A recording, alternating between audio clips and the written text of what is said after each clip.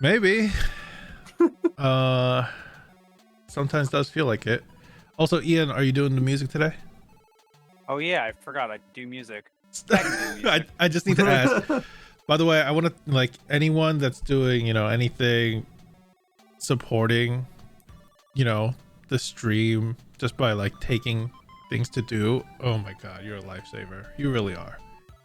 Making the art stuff like Adrian, definitely amazing. Thank you, Ian, and Robert. You guys did the music stuff, and Ian's doing it now. Like, so amazing. Tristan and Dylan, what the fuck are you doing? I'm sorry. Should I just screenshot the kill sheet I've been keeping for about a year now? Well, You piece of shit. Didn't the kill sheet get fucked over by the methods and all that? No, yeah, we fixed it. Oh, you guys went back and watched it? Me and Ian are a combo team of death, murder, and recording. Okay. Pretty much. And it doesn't matter. You guys, it's great to have all of you here. So with that, with the niceties out of the way, since I said all the nice things to butter you up for this episode, let's get started. Oh no. What's Buttery. on me? What are you gonna do to us? I don't know. Things can happen, okay? Things can happen. I don't plan on. Let me finish one party picture. Okay. Every time I design an encounter, I have to go, oh god, the worst outcome is like so horrible, but I think it will be okay and easy for them. And then it usually becomes a little too easy or a little too hard. It's like there's never a perfect middle ground unless I want to make it like I'll let you guys just trample over an event, which I planned those too. But yeah, welcome back on that note of me complaining, I guess, about how hard it is to balance an encounter. Welcome back to Roll Call. Like always, before we get started, let's start with some character introductions. And I believe today's recap is going to be done by Robert, who has inspiration for the session. Woo! So to start things off, I have my dice. Robert, you're the one to go. Alrighty. Well, you'll be hearing my voice again shortly when I do the recap, but until then, my name is Robert. I'm playing Tingle Rumbletron. He's a gnomish armorer artificer, and he is running around in a clanking set of mechano armor that looks really weird in medieval land. Also, he's a total psychopath and ex-cannibal. So, he's got an interesting thing going on. Recently, he's tried bonding with the party, and it's surprisingly worked. People are now less likely to murder him in his sleep. But now, he's trying to figure out how best to make some money and get on people's good side, so once again, he does not get murdered in his sleep. With those very fun and uplifting comments, I'll pass it off to the most fun and uplifting member of the party, Clover, played by Tristan. Hello, I'm Tristan. I play Clover, a halfling of the Life Cleric. We've had some fun times with Tingle, breaking into a random backyard. Tingle's still terrible in Clover's mind, but it's softened a little. Yeah. How about you, Zubrik? Hello, I'm Zubrik. I am a conjuration wizard who is also a hobgoblin. And from what I recall, what Peter told me a few days ago, I am currently asleep detoxing. If that's correct. Okay. Yes.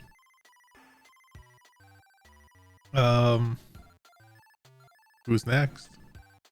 I would like to choose Captain Hook. I think that's me. Anyway, hi, my name is Ian. My camera's like not adjusting on my face today, but that's fine. I play Amos Bloodbeard Orst, who is everyone's favorite bastard. He is a tiefling. Got a bit of fighter in there. Got a little bit of rogue in there. More rogue than fighter for now.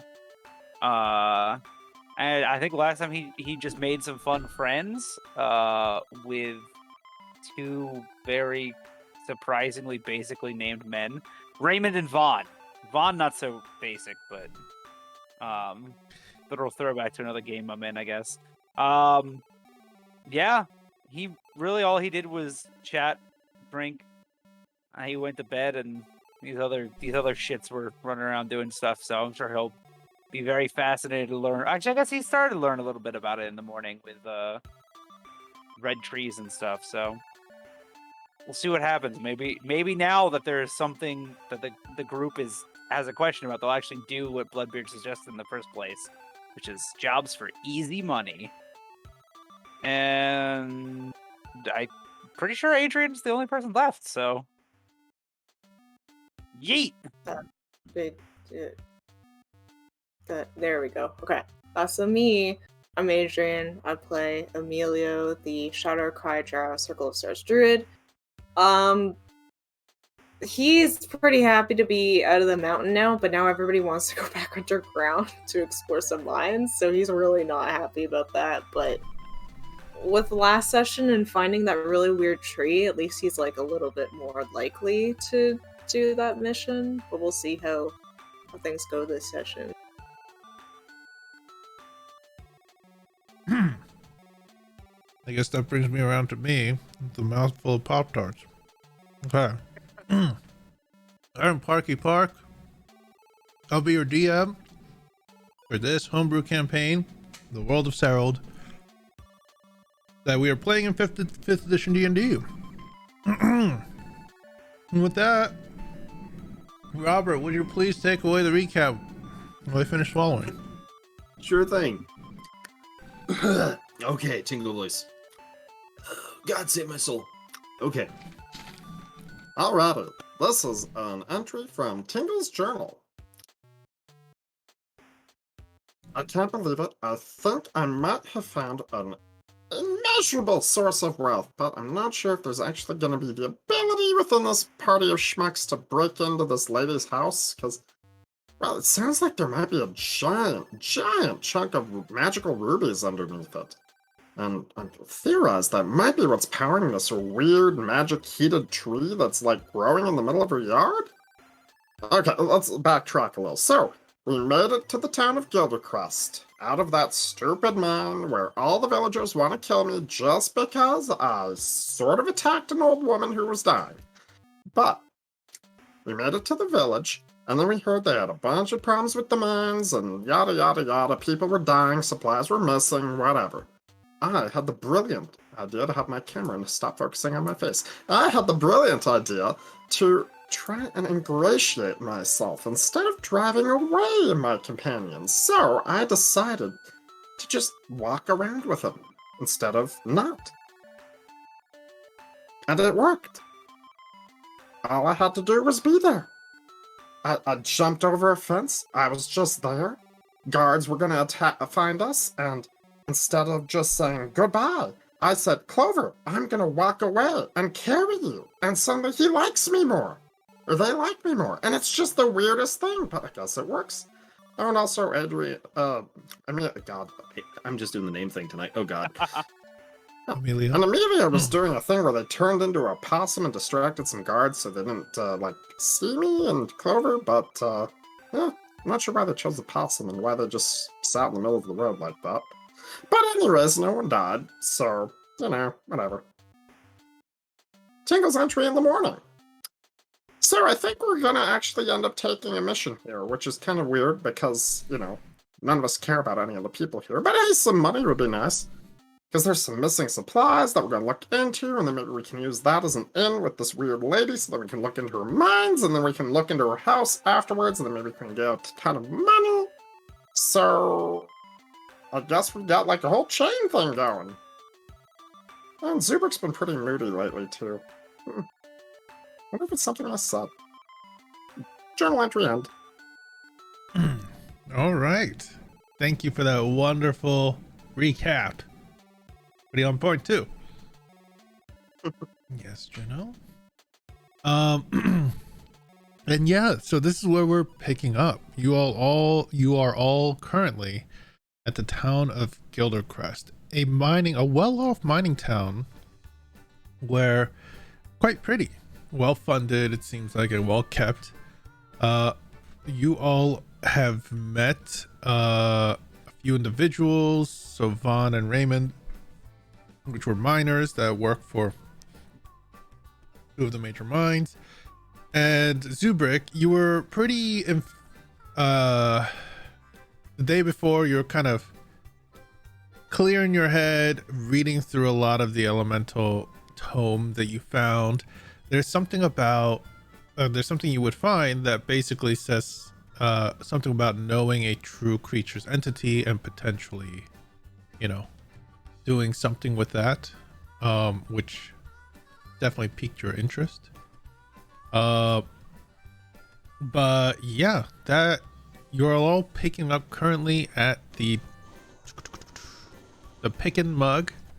I believe where we ended, it was around noon because some of you went to sleep very late. And this is kind of how everyone's kind of getting back into the groove. So it's about noon by the time probably Zubrik, the last of you to rise, should rise. The miners haven't returned for lunch. It seems like they're here in the morning, they're here in the evening. They must eat either lunch in the mines or, you know, if they bought food from the tavern. And for those that were awake early enough, I believe that would be probably Clover, because Clover, they stayed up all night. You would have seen that some of the miners do pick up like cheap or simple foods that are made in the tavern when they wake up from there and go to work. But yeah, Robert, I think your mic is picking up. Sorry about that. Slight whispering. All right, but yeah, the sun is high. It's a clear day. But yeah, take it away, everyone.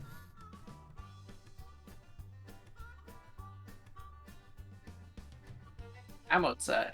Oh yeah, you're outside. By the way, Clover, you probably would have just recently seen Vaughn, the dwarf that you saw talking yesterday with Bloodbeard, running up and joining the last bit. That was way earlier, and you're still outside, and it's noon. So, as a player, we discussed doing what was it? Not the mining mission first. What was the other one again? The things that you have heard was that a few shipments or something to do with deliveries, there's been issues, and you could probably, Vel, the owner of the Pick and Mug, told you that you could probably go to O&R Mercantile Company in town, which is the general store, to ask the owner there. Alrighty. Let's go interrogate an owner. Question, yes. Maybe you shouldn't go. Bloodbeard, this is basically your idea. Why don't you lead this? I mean, I was gonna go say we ask her a few questions. Yeah, but I can Well, the understand that interrogating you're not thing is the back on the interrogator. table. This is why I don't want Tingle doing this. Well, in Bloodbeard, we've got great ideas. Great minds think alike, you know. I mean, mine Questions was. are not- Yeah, it's not. We're not like torturing the woman. Like I don't want you to like doing that like rocket launcher shit where you just like pick some random thing up in the room and fling it up at high projectile, like high velocity. That's not torture. That's more lethal. Exactly my point. You don't know where the line is, but there's no need for a line. Literally just talking. Okay. Alright, you do the talking. All right. Well then, Bloodbeard will stand up and rubble his coat. All right, so it's you two. Zubrik, you with us? You with us, buddy?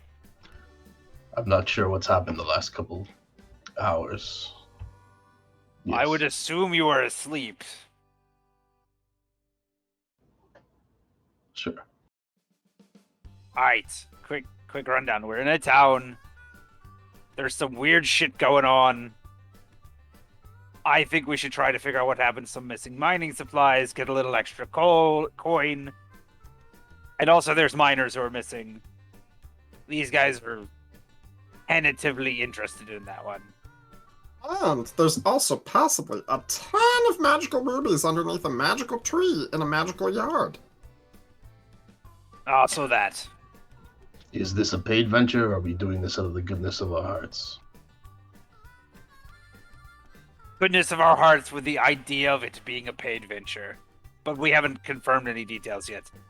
And technically, because the supplies are missing, they don't know what we will find. So, if we find anything that we're like, oh, hey, just fell off the back of the wagon. How do you think you're going to carry this stuff around? I'm pretty sure I have, like, a weird magic thing interacting with my armor right now, so I literally can just carry it around. I think he means more like, how are we going to be able to carry it away without them noticing that we have it? Yeah. Oh. Do you not think Pockets. it fits through? Oh my gosh. What if it's like a big crate of things? Do you have a pocket that big? Not that. We can put it in the chest. Oh, Well, no, that's exploded, Look around a Zebra. chest with it. That got left in the mine and exploded when the horse exploded also. Oh. Oh, at least Valsira's still here, right? About sh- that. Are you okay? Bloodbeard's gonna like come over and like he's just gonna like look real hard at Zubrick and try to like he can't do the light cantrip, but he's just gonna like I'm sure he's got something in his whatever that he set on fire. Yeah, he's gonna take a little match from his tinderbox. He's gonna like light it aflame with his thaumaturgy, and he's gonna like hold it up to like Zubrick's eyes and like go back and forth and like try to see if he has a concussion or something. Give me a medicine check. It's hard to tell. Like he's just out of it. It almost seems like he's just kind of like groggy from too much drinking or something. Yes. How can I help you, miss? Bloodbeard would just.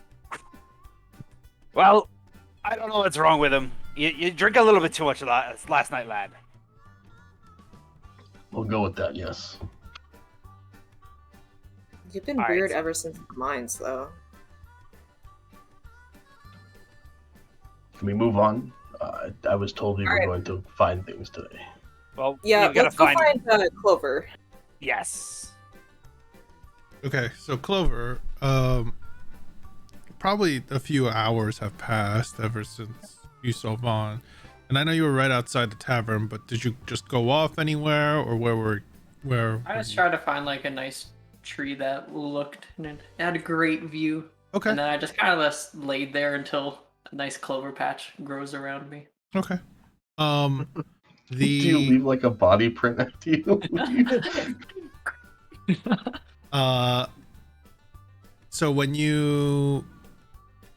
so you're still nearby the tavern, but found a little Yeah. nice patch underneath.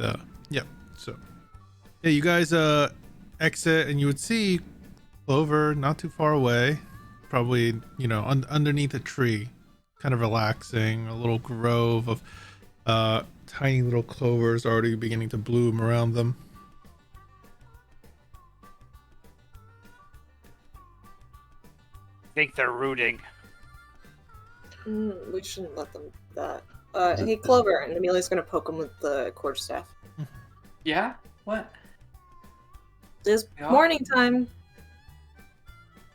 I stretch and there is a body imprint when I stand up.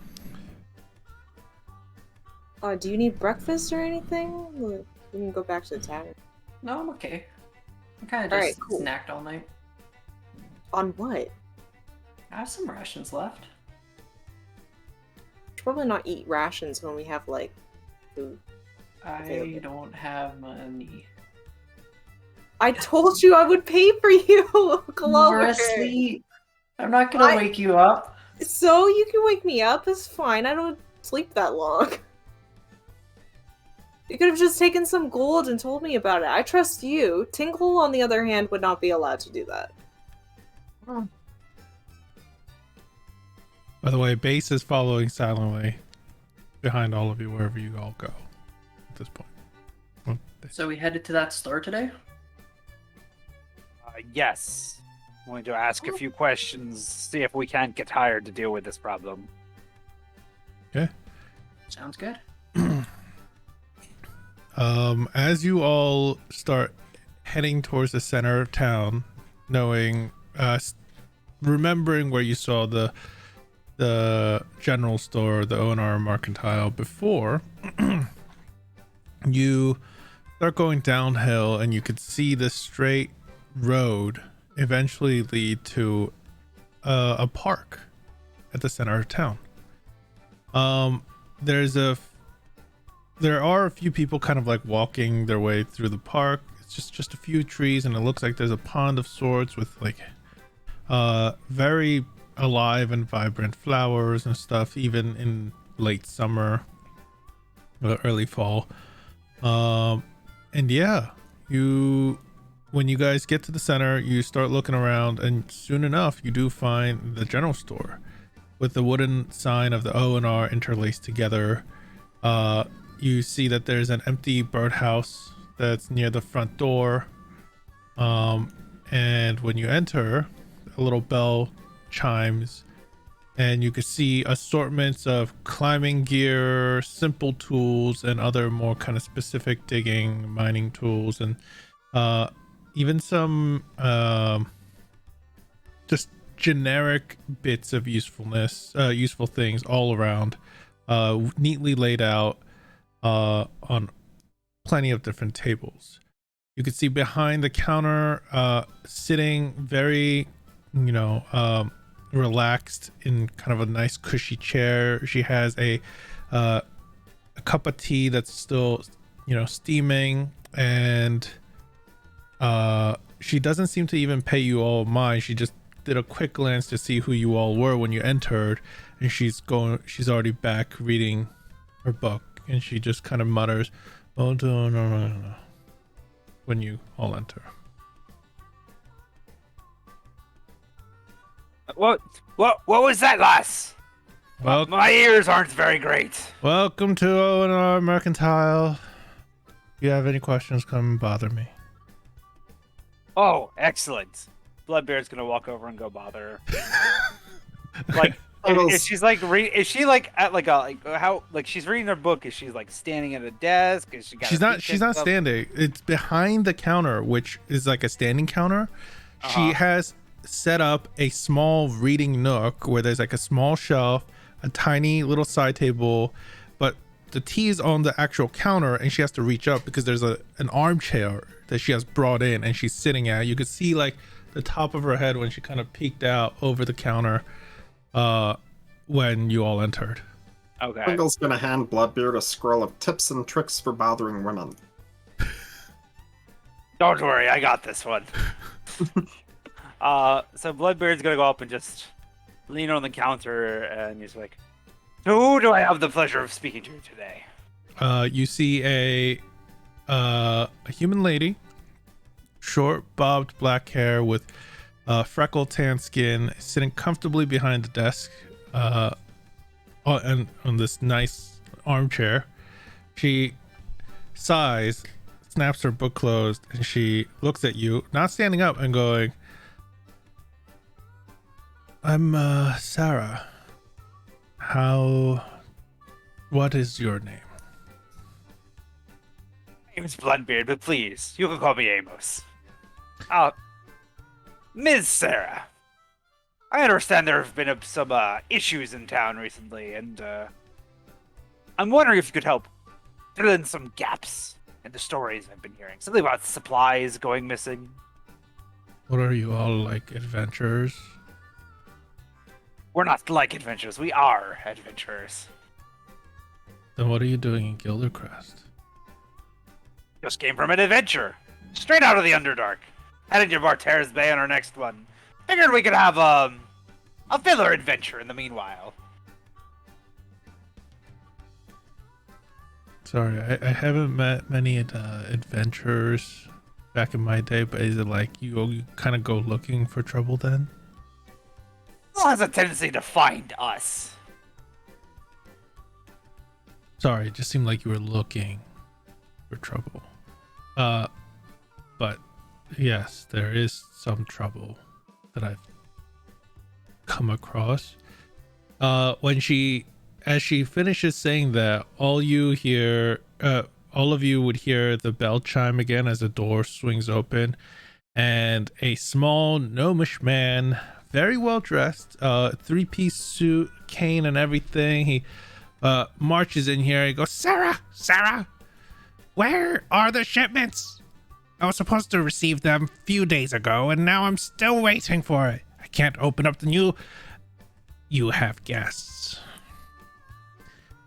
Blackberries just gonna spin around. Why, hello there. You see the owner, Sarah, turn, kind of lean over to the side to make eye contact. She actually stands up this time and she goes, Lord Lakenlock, like I said, this shipment, I have no control over it. They were supposed to send an animal messenger from the checkpoint when they got to it, just so I could let you know to come get it at the gate. I haven't received any word, nor do I have the manpower. Or actually, these fine folk here are gonna be the ones to take care of this little problem, right? And she kind of looks over at you, Bloodbeard. Oh yes. I mean, we are of course hired on for doing these things, and you did just hire us. That Lord Lockenlockle will pay you for. Isn't that right? You see him look at all of you and squint. Is the best you could do? With the time we have and the time you want this done, yes. This is the best I can do. I mean, you've kind of got slim pickings in this town, I'm not gonna lie.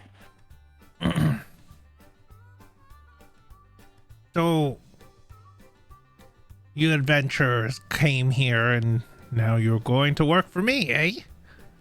Fix this shipment problem right up. Right? I mean, that's what adventurers do. You have a problem, we solve it, we get paid. What's your fee? What's your standard fee? Sorry. Did Lawson ever give us like what the fee was? Like, no, remember, you guys have also stated to me directly that you didn't want to work for Lost in Landrick. You didn't sign up for his contracts or anything, so you didn't look into any of it. Oh shit. Freelancing. He did have, with Loston's thing though, you do remember that he gets a cut of whatever you technically are supposed to make too. Well, If we report it. we had like I remember we had like a job, and I swear we signed a contract, Pete. I know it's been a very long time. I think it was a short contract for a simple job that you guys did, I think, and that was the one to O'Garris, which you took care of in a way. Don't we have to go back to get paid? No, you guys got him paid for the contract. You guys got the initial upfront fee for taking it, or Loston got it, and then you guys got the final fee for completing it. O'Garris. I think that's how it worked. I just cannot remember how much we got paid for that gig. Well, I'm waiting. Wasn't it like 300 gold, and we had to split it between all of us? 500 gold. 500 gold. And how soon do you think you could find the problem and take care of it? How far away is the checkpoint? I don't fucking know. And you see Sarah kind of go, it's about a day's out. If you're walking. Well, seeing as Valsira met it untimely end, may they clip clop in peace. It's gonna be a day's walk, at least a day at the site, a day back with the supplies, possibly longer if the supplies, if the horses pulling the supplies are dead. Although I already sent a damn letter to my suppliers to send more. This time they better get to the checkpoint. All I want you to do is, if there's a problem, figure it out. Come back to me with proof of who was causing the issues. The head, I don't care. Bring one. right, head, got it. 500 gold, it's yours. Now go along, get along, shoo, figure this out, and then come back to me. You see him kind of like straighten out his suit and then turn around and march out of the store. Ah, great job. Congratulations, adventurers. I'm guessing you're all working for the wonderful Lord Lock and Lackle. Have fun. Was 500 too little? I feel like it was. He said Yes. yes, like, immediately. Yeah, I thought it. I mean, it's more gold that we've gotten our hands on, so Yes, but you could have said 600 at least. I didn't know. Nobody else was saying anything. Everybody was just staring at him quietly.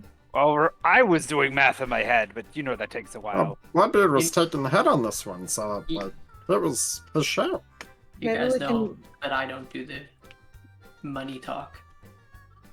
I mean, he asked for the standard fee. If this turns to be a substandard contract, we could probably negotiate for a little bit more, but Yeah, maybe. I don't know. This was like his. Oh, if he likes what we're doing, this was like his trial fee. Like we give him a cheap one-time only thing, and now that we're return workers, then it's like 2,300 gold. I think that's a bit of a stretch, but increasing our fee wouldn't be too bad. We'll see how bad the job is. Do all of you need anything in my store? What kind of store is this? Pete? It's a general store. It has basically a lot of general useful items, oils, little tools and glassware, everything and anything you could ask for that's simple. Does it have like artisan goods? Yeah, there would be a few inks and things like that that you might be able to get. Okay, Amelia's just gonna browse. I'll catch up with you guys. I'm just gonna look around. I think I'll look around as well. Do you have a weighted net? Wait, what'd you say? What'd you ask me? Do you have a weighted net? No. Actually, I might have one in the back. The people used to go fishing and then she kind of trails off. Is that all you'll need? For now, till you come back with the net. Fine. She trudges into the back and you could hear her rummaging through a few things. Give me a second while I get something. Quick, rob the store while the clerk's away.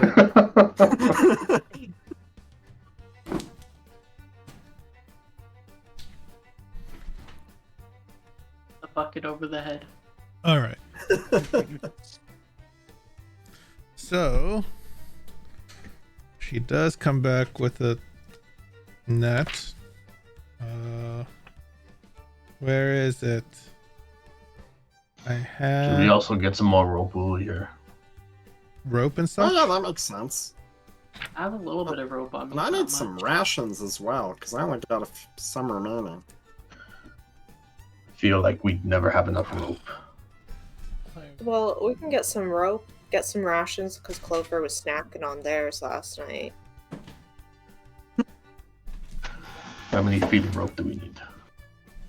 500. That's That's a lot. a lot of rope. That's Okay, well, 500 is too little in I- gold and too much in rope. What's the difference? I will say, you guys would know you could live pretty comfortably for a week with 20 gold. Like, you could get food, you could get a place to stay, and you could probably live pretty comfortably with just 20 if you're not doing anything. So judge the amount of gold that you guys are earning for this upon that if you need to. We're adventurers, Peter. How much could one banana 1,000 gold. $10? Oh, you want a bottled water? That's going to be $18. How much could rope be, anyways? 2 cents. I found one. She kind of comes back with one in hand, sets it down on the table. It seems to be intact and in pretty good condition. It is a weighted net. It is gonna be 1 gold. 1 gold. We're not even near an ocean right now. Yeah, exactly. I'll give you 9 silver. When will I ever get rid of this thing? Yeah, exactly. When are you ever gonna get rid of it? Give me a persuasion check. Alright. Oh, it's not good anymore. Guidance. 12. 12. She looks at you and goes, fine, whatever. If you think a silver is gonna mean whatever. Give the money. Alright. Did your scroll say net income on it? That would have been funny. Alright. How heavy is the net? I don't care how heavy the net is. That's It not the is purpose. 3 pounds. Thank.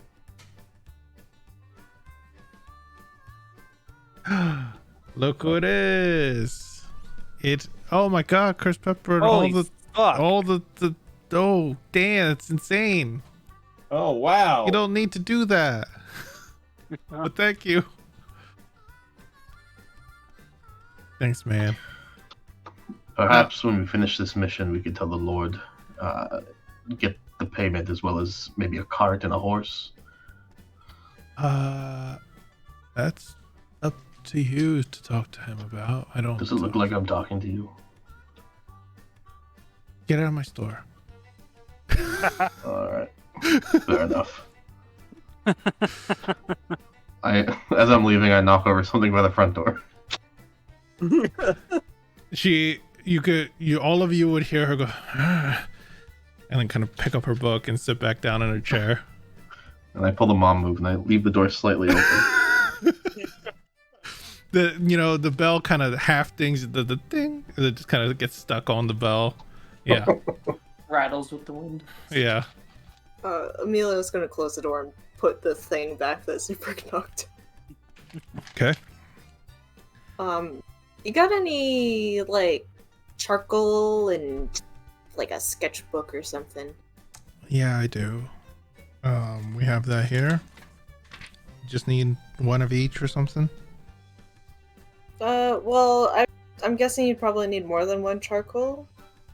Got, like, a set? No. It's a small little pouch of them. Different sizes. That's good.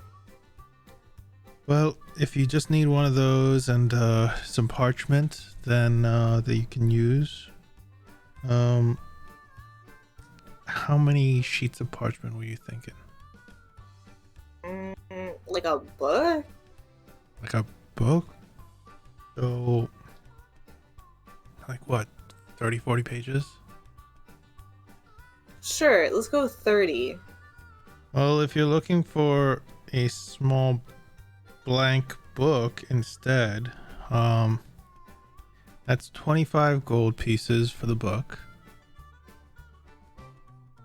Why so much for a Sorry, book? it's not 25. It's blank book. So sorry, I did the wrong math. For a blank little sketchbook, it would be about 4 gold pieces. Okay, For and all then the charcoal. part. Yep, and that would probably be a silver piece. Okay, he doesn't have any silver. Alright, he'll just She give could break 5 it. gold. She could break it. If you give gold, you could just auto convert it right away. So you get 9 silver. Okay. All right. I'll give. Hold on. All right. Anyone else buying anything at the general store? Yes! I have a list! Yes. Okay, so first I'm gonna need like a mirror, a shovel, some fine clothes, like the size for a larger, possibly hobgoblin-sized person. Probably around maybe 18 gold total. You have to start over. Shovel. A mirror? shovel, a mirror. Doesn't have to be a big one, just a mirror, and then some fine clothes. Fine clothes. All right. Well, here. Mirror. I could sell you one for 5 gold pieces. If you're looking for a shovel, that's 2. You're looking for some finer clothes. I don't sell them here, sorry to say. I have some more like cloaks if you need something to keep the weather off you. My nondescript hobgoblin-sized friend is going to be so disappointed. That's fine by me. Anyways, I'll take the mirror and the shovel for 6 gold. No, 7. Okay, Just for that, it might be 8. Come on. 7 gold, or I'm not taking them at all. Come on. And Okay, 7 gold. you pay her, and she quickly, what's it called? Gives you. I want to roll over Juno's tail. I don't know where she is. I'm doing a thing where she stays underneath my chair. Those items are directly deposited into Zubrick's inventory because I don't want to have to keep track of all that stuff. Anyways, also, I was wanting some rations. Not tons, just some. We have a few rations still. Let's see. Rations. About a day's worth of ration is about 5 silver. So, however many days you want. I will take 6 days of rations. Okay. Remember, each ration is 2 pounds each. You pay 3 gold and get 6 days of rations. Yes, indeed. And then finally, as soon as I put that stuff in my inventory so I can keep track of it, I was wondering if you had any gem dust. No, I don't. If you... Okay, goodbye. Tingle walks out the door and bumps the same thing that Zubrick bumped. Okay.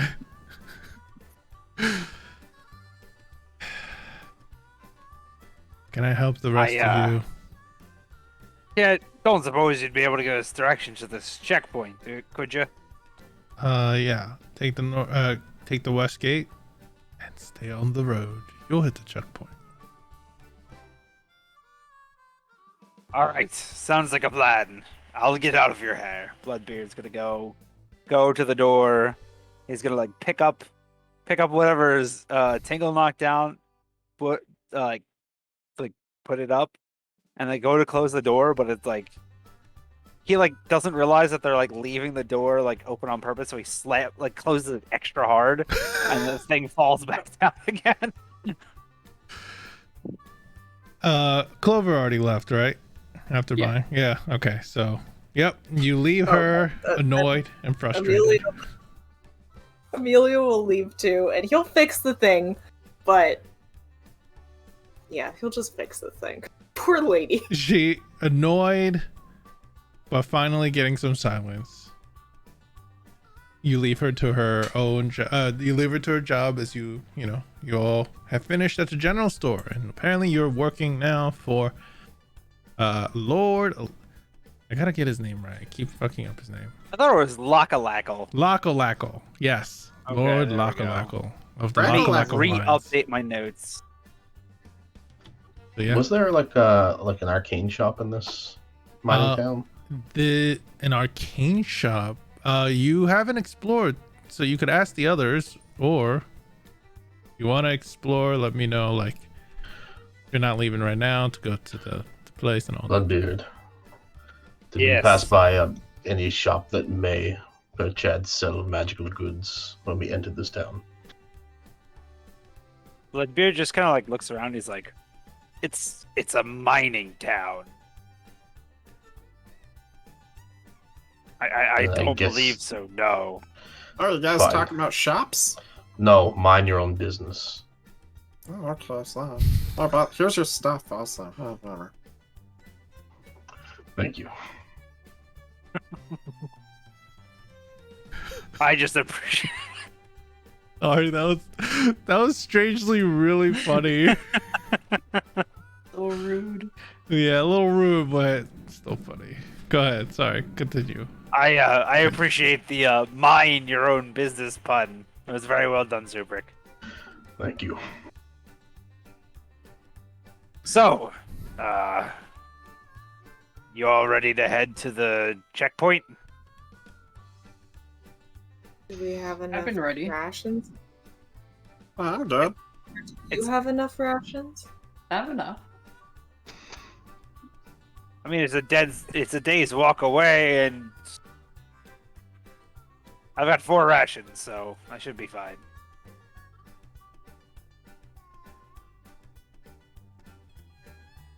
Do we maybe want to hit like a gem shop before we leave? Do you want to hit a gem shop before we leave? Well, you know, I do, but I didn't know if any of you else, like, people wanted to maybe, you know? I'd like to go. Yeah, teamwork! I don't have enough money really for any gems that would be of any benefit for me, so Well, they might be pretty cheap. We're in a mining town after all. Do they cost a lot? I can. Just think, you could get some, like, really cheap, bad ruby dust and put it in your beard and then be Bloodbeard the Ruby Bearded. I feel like you had to put something else to get the ruby dust to stay in, but also no. Well, I don't think you bathe your beard very much, so I was thinking it would stick. I bathe my beard just as much as any other part of my body. I don't know what you're talking about. Ooh, Anyway. you just made it your whole body odor, man. I have like a bay rum musk. Thank you all very much. Speaking about jewelers, you all would notice the one nearby, which has a sign that is painted bluish, to represent a cut jewel that has a yellow eye painted at the center of it. Oh, That's what this was. eyes and gems. Alright. So if you wanted to visit the jewelers, you all can. Up to you. Okay. When you approach, you could see that it's a small home that seems to be converted into a storefront. When you enter, it's a living room, like a living space that's been semi-converted. You could see little like display cases and such around, like loungewear, but it's nice and comfortable. And there's places to look at some of the other things, other pieces around. But when you enter, you see a small goblin lady that kind of has what's called. She has a wand and she was kind of doing something with it, but when you enter, she kind of puts it away and goes, "Oh, take a seat. How can I help you?" And are all of you entering, or is it just Tingle that kind of rushed in there? Amelia's gonna go check out the park. Okay. Zubrick will look at the shop, I guess. Okay. So Clover, Zubrick are going in with Tingle, and the rest of you aren't, basically. Okay. So you two enter. He's like, "Oh, more people. Please take a seat. Take a seat." I'll say Bloodbeard goes into backup Clover. Okay. So you all everyone but Emilio enters this little lady's home. You guys find seats. Some of you would have to kind of squeeze together in like a love sofa kind of style furnishings, but it's nice and comfortable and quite homey. She enters another room for a second, comes back out. You could see she has like a small necklace that has a jeweler like piece that's attached to it. It's like, "So what can I get you all fine folks?" I'm guessing all of you are new to Gildercrest. Quite new. I'm looking for diamonds. Oh, yeah. Diamonds, I see. And for the rest of you, Well, I have a little bag of gems that maybe is worth around 30-ish gold, and I was hoping to buy some jade dust and maybe ruby dust. Ooh, so like spell components. Oh, yeah.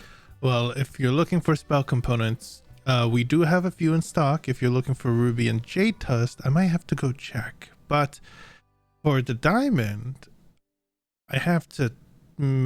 are you also... Is it a spell thing, or is it like... Yes. All right. Can you afford it? No offense, dearie. All of you look... I have no lucky idea what enough. I'm trying to get. So you know it's for a spell, Yes. but you don't know what it's for. Nope. Did somebody I mean, I put don't you know up- what I don't know what size diamond I'm looking for. Oh. Well, if it's for spells, they usually have a certain limit, clarity, you know. Only a good Or judge. beard. Are we going to be able to afford this? I mean, I'm not a spellcaster, Clover. I have no idea. The biggest pieces we have are diamonds that range closer to 100 some gold pieces. And you don't know how good a diamond you need for your spells, Clover? Most of the time, I can tell you. diamonds, the spells that require diamonds, they need extremely pure, clear diamonds. Nothing that's discolored or anything like that. And I do have a few of those, very limited, but I do have a few, and they range in the upper 100 plus. Well, we definitely can't afford that at this point unless you've got some money that you haven't been telling us Oh. about, Clover. I now know what I want to save up for. Well, if that's the case, let me go help out your friend. If you like tea, it's over right in the kitchen. You could have some. And she kind of goes darting off to look for a few things real quick. She pretty soon later, she comes back. She has two small chests, and she has a scale, and you can see that she's kind of placing weights on the scales and then opening these chests and scooping out this fine jade and ruby dust and weighing it, and so you're getting the exact amount that you're paying for. And she hands over you 2 little sacks of ruby and jade dust for you to use. Okay. Now Tingle's gonna pay for 30 gold of jade dust and 150 gold pop of ruby dust. Okay. She will take those, take the money off you, and yeah. Well, And then he does have gems to trade as well. those gems, if you are trading them here, she will buy them.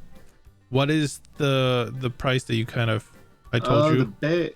Tingle said 30 gold to her, but you said that it's about 20 gold. Okay. She's gonna look at it, and she's only gonna offer you about half of half of half of 30 of what you said, so 15. I guess I could part with it. Maybe for 17 gold? Well, let me take a look again at those. Give me a persuasion check. Oh god. Don't worry. Ooh. Inspiration, suckers! Inspiration for 2 gold. Inspiration. One! Oh no! From a 0 to a 1. All right. Hey, Amazing. now it's literally on the board at least. Yeah. She goes, well, I'm not sure if you're aware this is a mining town. It's these size gems, they're nice, and I could probably offer a little more, but for me to make anything worthwhile right now, I can only offer about 15 or so gold. Alrighty. Here you go. But if you find just more, passes it. If you find more, you're always welcome to bring some by.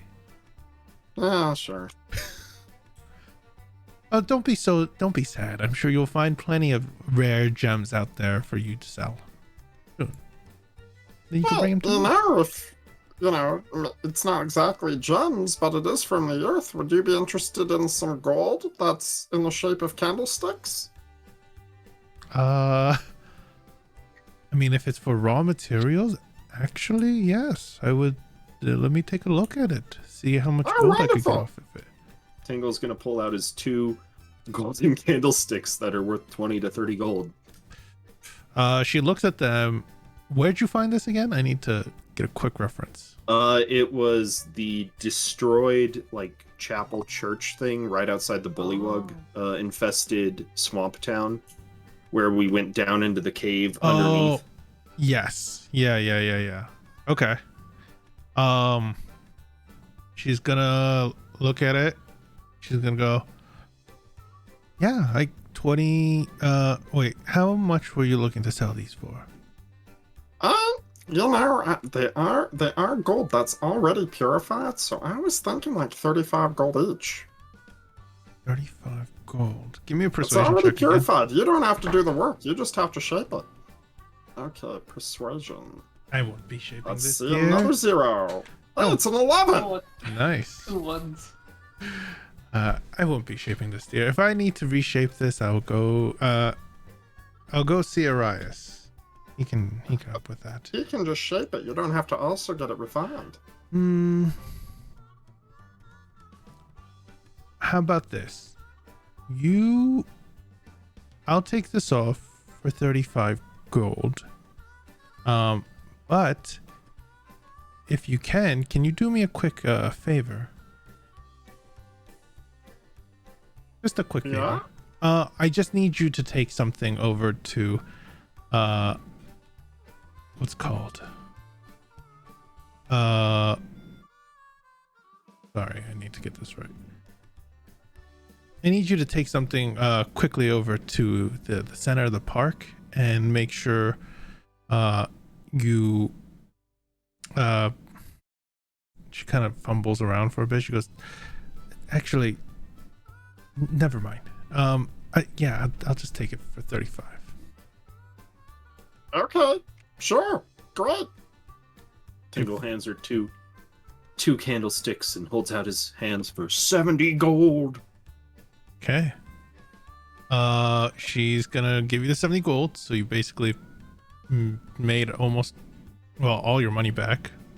Plus here. So yeah. Mm-hmm. Do you all need anything here? Anyone else? Zubik, do you want anything shiny? I was just looking around.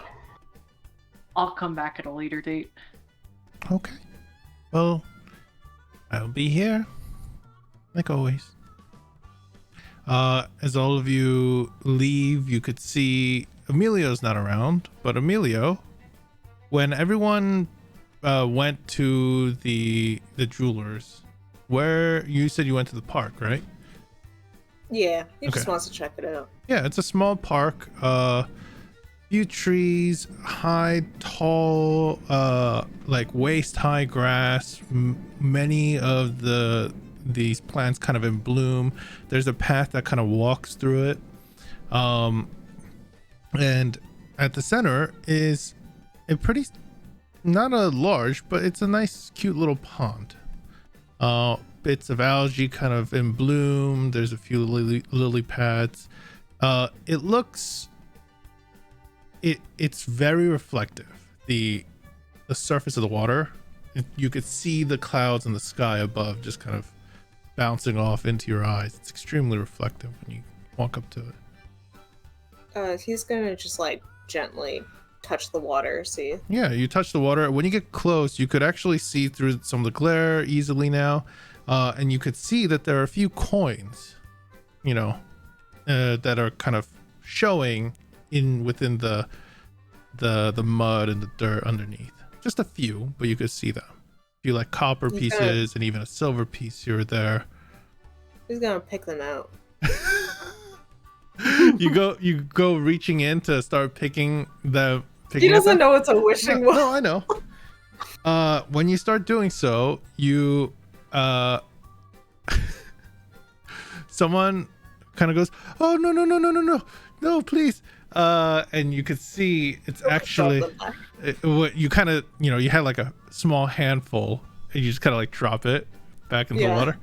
It's actually you've seen this guy before. He is Arlo, the young halfling man, jolly old halfling man. He has the red scarf on and he still has it on even though it's quite warm. And he goes, he kind of strains up his scarf to cover up closer to his mouth again. And he goes, don't pick up the coins there. Oh, why not? I thought somebody just like accidentally dropped them in. I could have used them. No, they're offering, or they're offerings, or like prayers or little wishes. Oh. Why are they in a pond? I mean, sometimes they disappear for real, like the coins and the goods, and they kind of go away. Are you sure somebody else isn't picking them out of the pond? Oh, well, if they are, they're very good about avoiding everyone. But it's true. It's a thing. Many people here believe it's actually like a little place for Liara.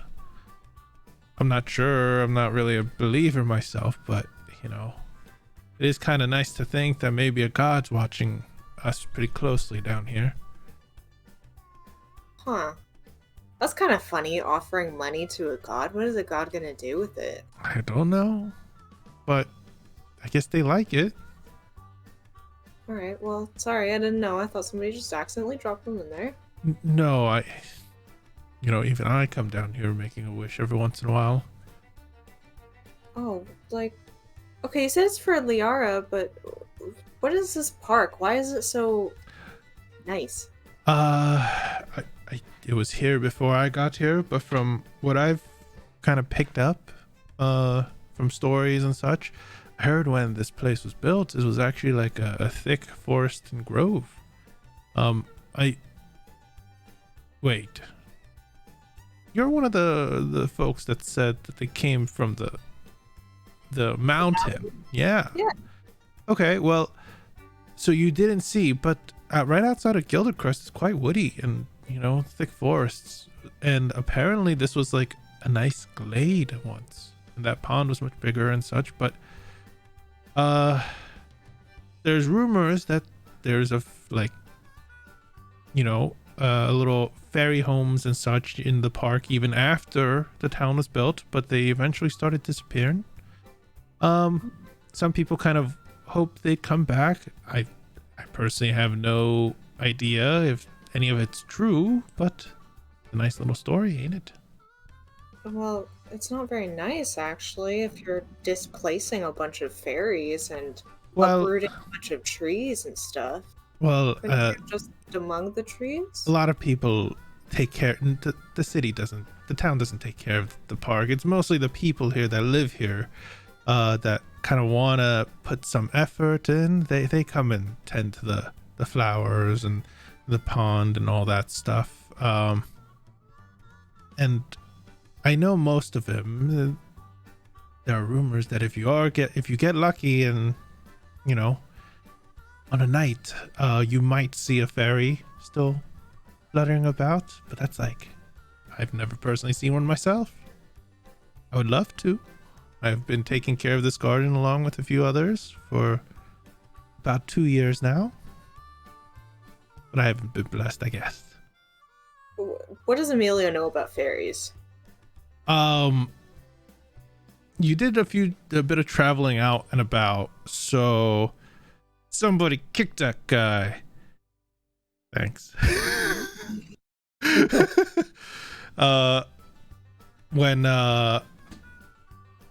you did a bit of traveling around when you were younger, so I would say you would probably know very basic, like story, fairy tale level stuff.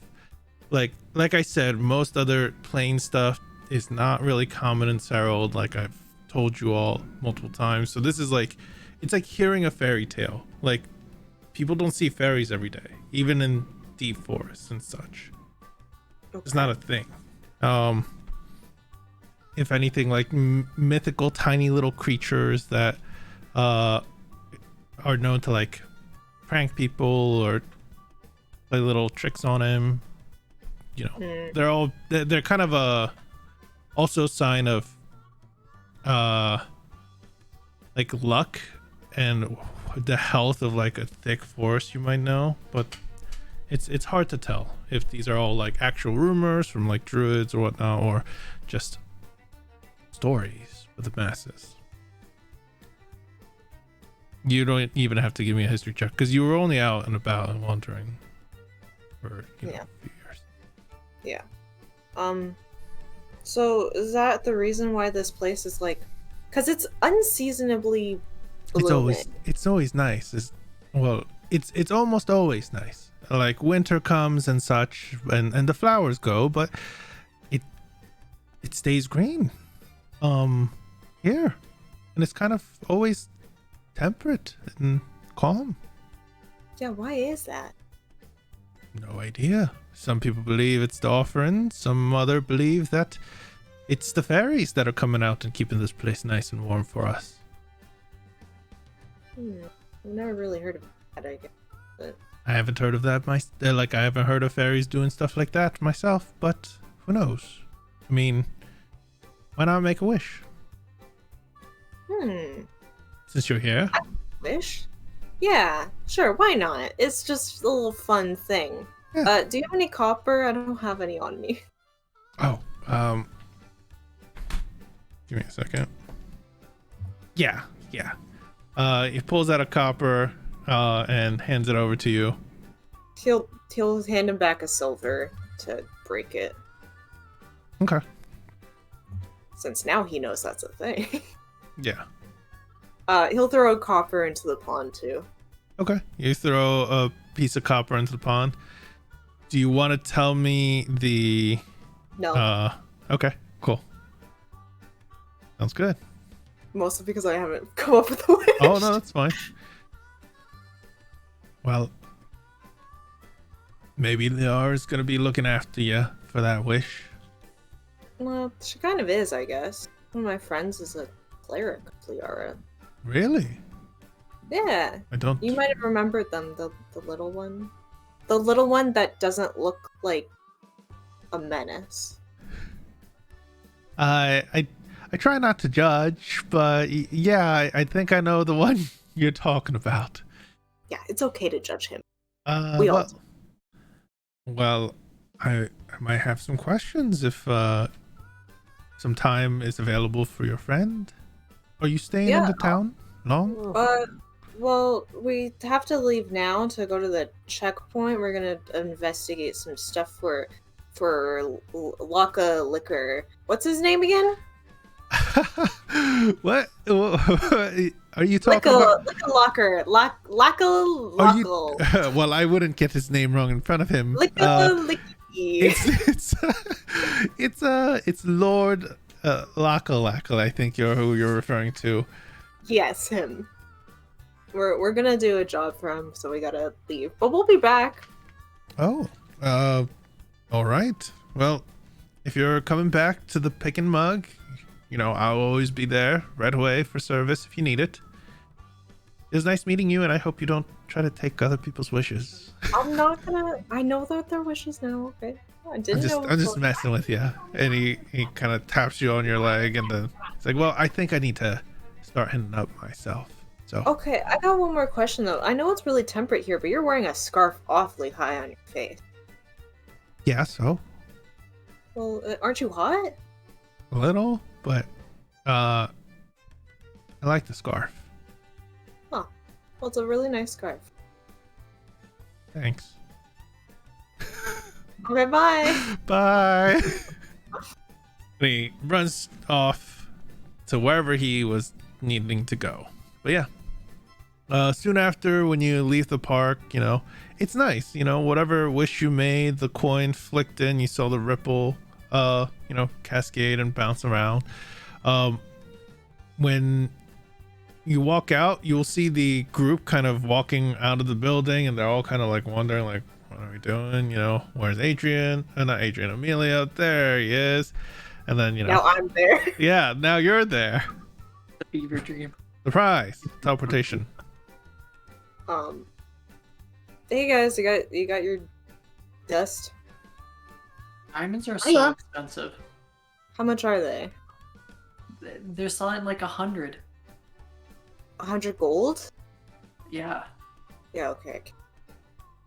That's because Clover bought the top shelf stuff. If they settled for a little lower, it wouldn't have been as expensive. Do they need the top shelf stuff? I don't know what I Oh. need. The Anchor the Arcane Matrix, maybe? This is something we should probably figure out. By the way, Clover, I found a pawn to your guide. On? Yeah, it What's was really Liara small. doing down here? I don't know. People are throwing coins at her. I threw a coin at her too, but I did it in a very nice way. I was just thinking, but it's just continuous thinking. What? Okay. Yeah, it seemed really strange to me too, but may as well. It was just a copper piece. Probably hit that up when I come back. Yeah, even I don't remember his name. Arlene. You know that guy from last night that was serving us? Ah, well, the scarf. Yeah, he wants to talk to you about Liara now, so pick your brain a bit. Okay. So we're heading out now? Think so. I'm ready. All right. So, you all head to the west gate of Gildercrest, and you could see, like any other gate, well reinforced stone and wooden structure line the walls over here. But right outside is a pretty narrow trail in thick forest. The path literally is cut through, so there's no canopy over or anything like that, and it's wide enough that animals probably want to stay clear of the road if when given the opportunity. You could also see that some of the tree line, there are a few stumps and such of trees that were cut down maybe not too long ago, or it's exactly hard to tell at this distance. But you guys follow this path knowing that it should lead you to a place called the checkpoint that you've been hearing so much about. It's gonna take about a day to get there, and a day's worth of walk. So you assume that's about 8 hours, 8+ hours, so you guys can follow along on that path. I need to know if you all are doing anything or you want to role play while on the way there. Sure. It's up to you all. I'm at it. It's up to Does you. it get dark at any time? Well, on it's the gonna way there? start getting dark towards the end of your. If you're trying to get there without taking a long rest, if you're just like, let's get there because we can, and most of us have dark vision, so it doesn't matter, Okay. So, yeah, you think you could get there within a day at night. So yeah. Hey, Clover, Yeah. what did you need that diamond for? There's a couple spells that require it. Such as? One's kind of like a healing spell, and the other one's oh no, you died spell. Can you cast those spells now? I believe so. I just know diamonds are needed. I just don't know how much. Remember we spoke a while ago in regards to when you learn a spell of such sort, you would let me know. I've been tinkering on it, I guess. We should compare notes. I whip out my book. It's in common. Don't worry. Okay. I'm gonna start reading it, and it's not gonna make any sense to Clover. Yeah, It's just a lot of pictures. Yeah, to you, Clover, like, this is stuff that you've seen maybe some of your elders do in, like, very important times of need and stuff like that. And not only that, but some of the connection that you physically have, in a way, with your deity that kind of helps you know partially what to do, to fill in the gaps that you don't know by what you've seen. That's crazy. Thank you. I know I put a lot of work into this. It's you're trying to cast that? I've been trying my own hand at a similar spell to what you're describing, but I can't seem to get some key components into it, so... Well, see, the issue is I never want to use the spell, but I need to know how to use the spell. Right. Perhaps you could show me how you do it in our free time, and maybe I could study that. Are you gonna kill someone? Super. No. Of course not. This is for emergencies only. All right. Any other RP moments or no? If no one minds, I'm just gonna play the flute for a bit. It's kind of sad that I couldn't play it down in the caves. Why couldn't you play it down in the caves? It'd be like a, what's the word I'm looking for? Cacophony. They would, yeah. It's a big word, Clover. It's so Everything would get attracted to us. Down in the caves. By the way, If your flute playing is really bad, then it might be unattracted to us. the sun's definitely gone down at this point. I'll say. Continue. Tell me, when do you guys want to take a break, by the way? Well, if we find some trees, I could make us a shelter. I am interested in seeing how you do that. Oh, I've done it before. Super, what were you saying? My legs have been numb this whole time, so whatever is fine with me. Oh, why are your legs numb? I don't know. Old age, I guess. You're not. I'm older than you. Come on. Even Take a Tingle's look at way it in older the than you. morning. Do I even have it? No. Wait, no, I can just take care of it now. I cast Lesser Restoration. I was just about to do that. Are your legs feeling okay? I can see colors again. This is weird. It's been like 2 days. Oh. What happened to you? Honestly, it's the lack of light from that cave really affected my psyche. Ugh, I mean, doesn't it affect us all? By the way, Jeez. since it's getting dark, I'm guessing dancing lights or something to keep vision, right? Yeah, I do it nonchalantly now. Yeah, They yeah. just keep appearing. Yeah, that's fine. You're not having to focus and be like, "Come on, dancing lights." I just need to know. That's all. But continue. If we find a bunch of trees, I can get us a place to sleep for the night. Make sure We're we not- don't get rained on. Are there any trees around us, Tingle?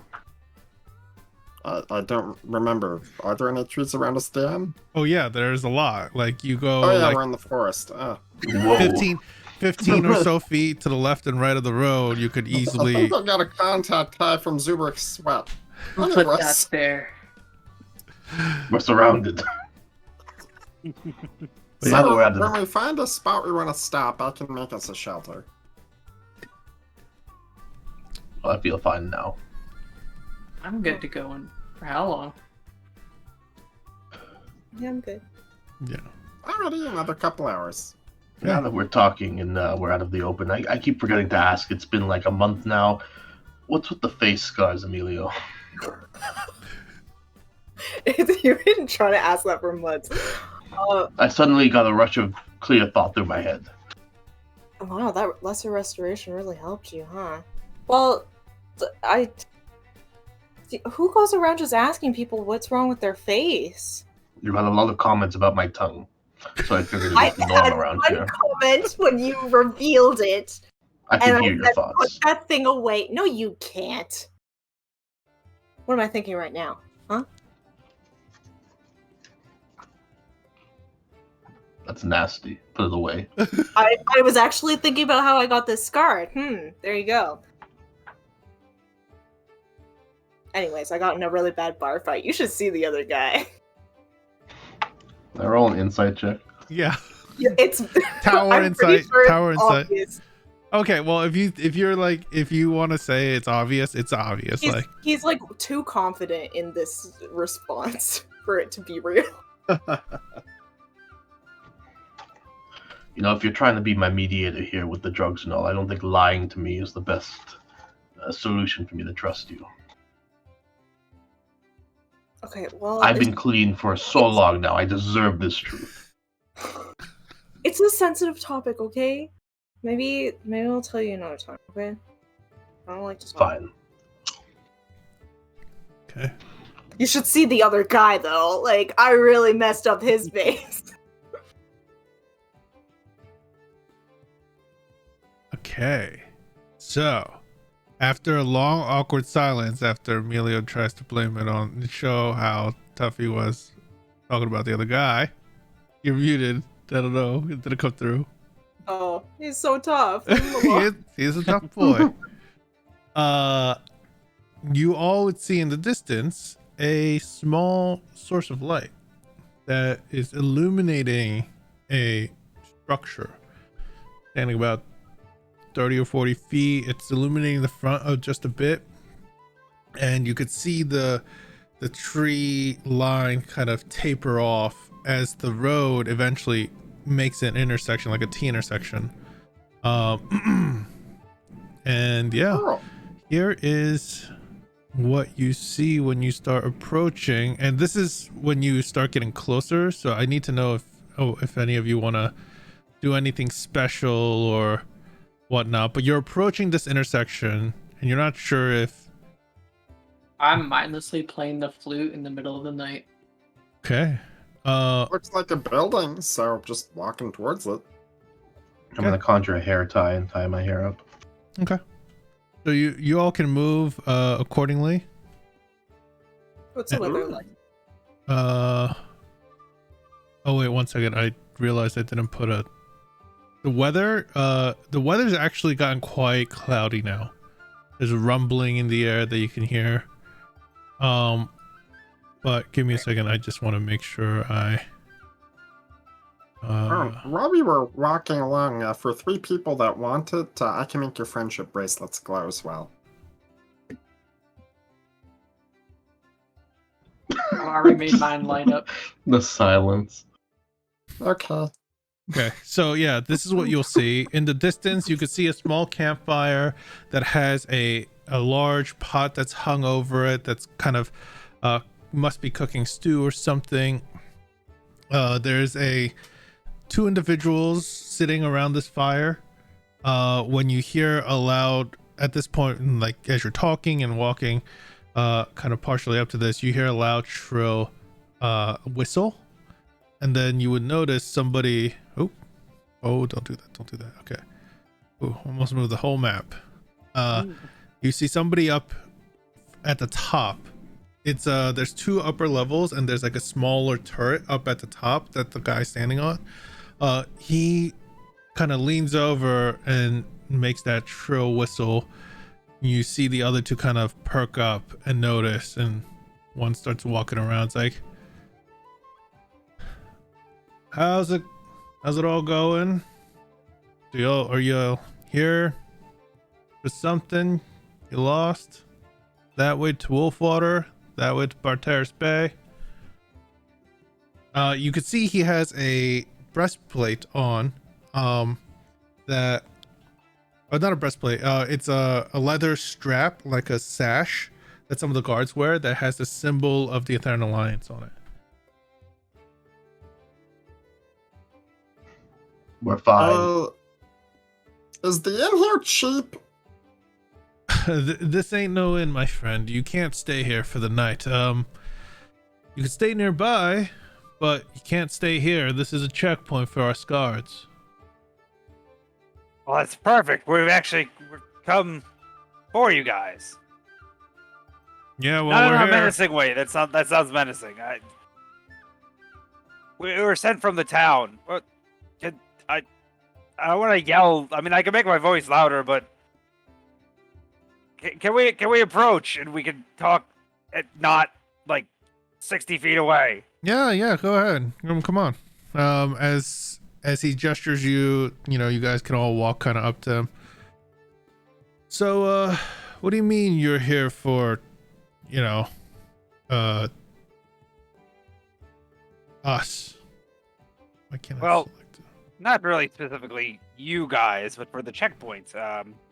We were sent from Lord Lakalako. He wants to know where his supplies are. You guys were supposed to send an animal messenger. Assume something was going on here. Anything we could help you with?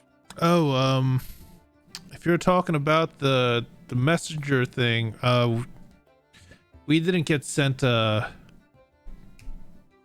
messenger with this group. And about a cart, no supplies came through here.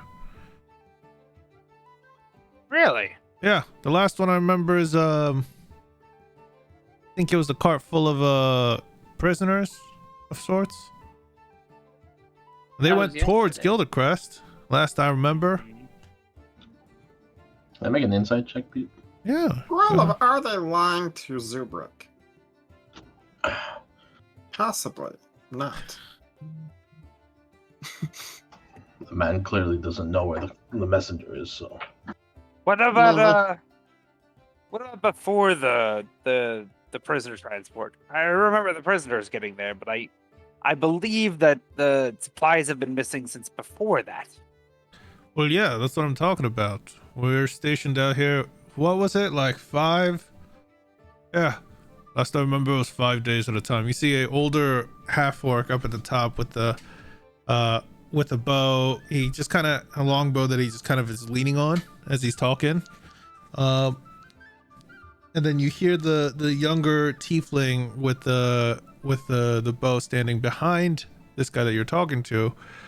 Like, oh man, you can't remember anything. But yeah, he's right. 5 days. Oh man. And it's a Well, day and a half. I think it's a day and a half walk from here to the base. So I think our next shift is supposed to be coming around in a day or two ourselves. So we should be. Well, I can't wait to get out of here. Actually. Oh man. Well, the lady is gonna be so pissed about her supplies going missing. Well, if there's a checkpoint that they were supposed to cross, they never crossed it. I don't know what to tell you.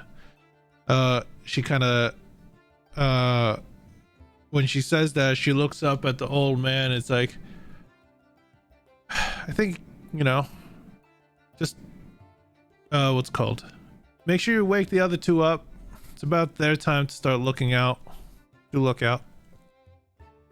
You could hear the old man kind of, what's it called?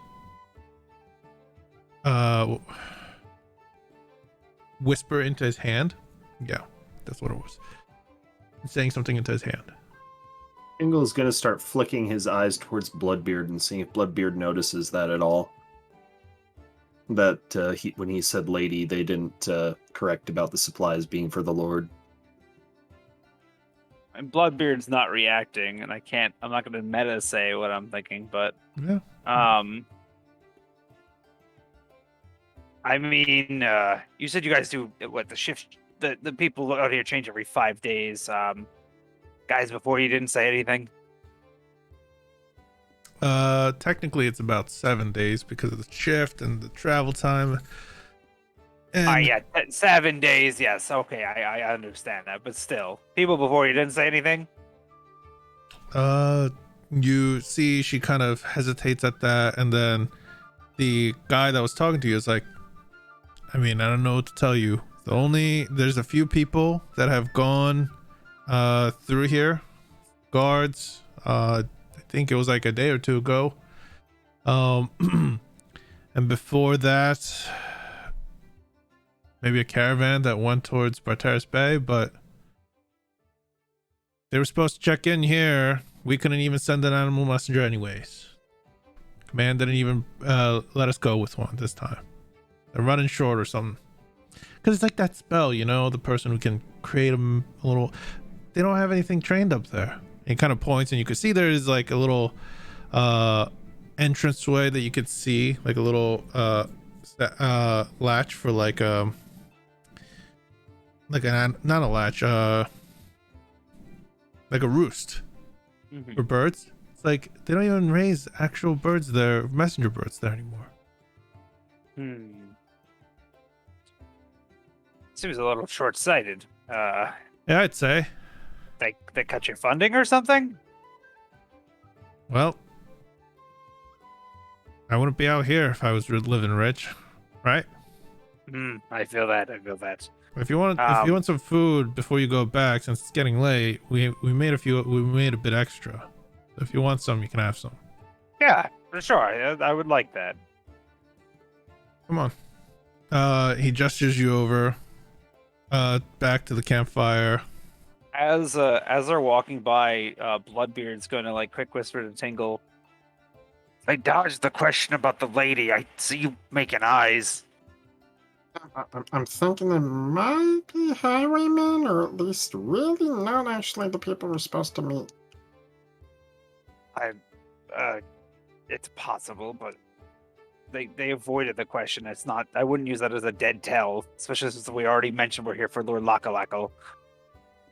Yeah, but they should have known, because that's their whole job as a checkpoint. They're supposed to keep track of what comes and goes, and they're supposed to know what's supposed to come and go. They knew, but they just... Anyway, Sorry. Bloodbeard's gonna push over towards the campfire.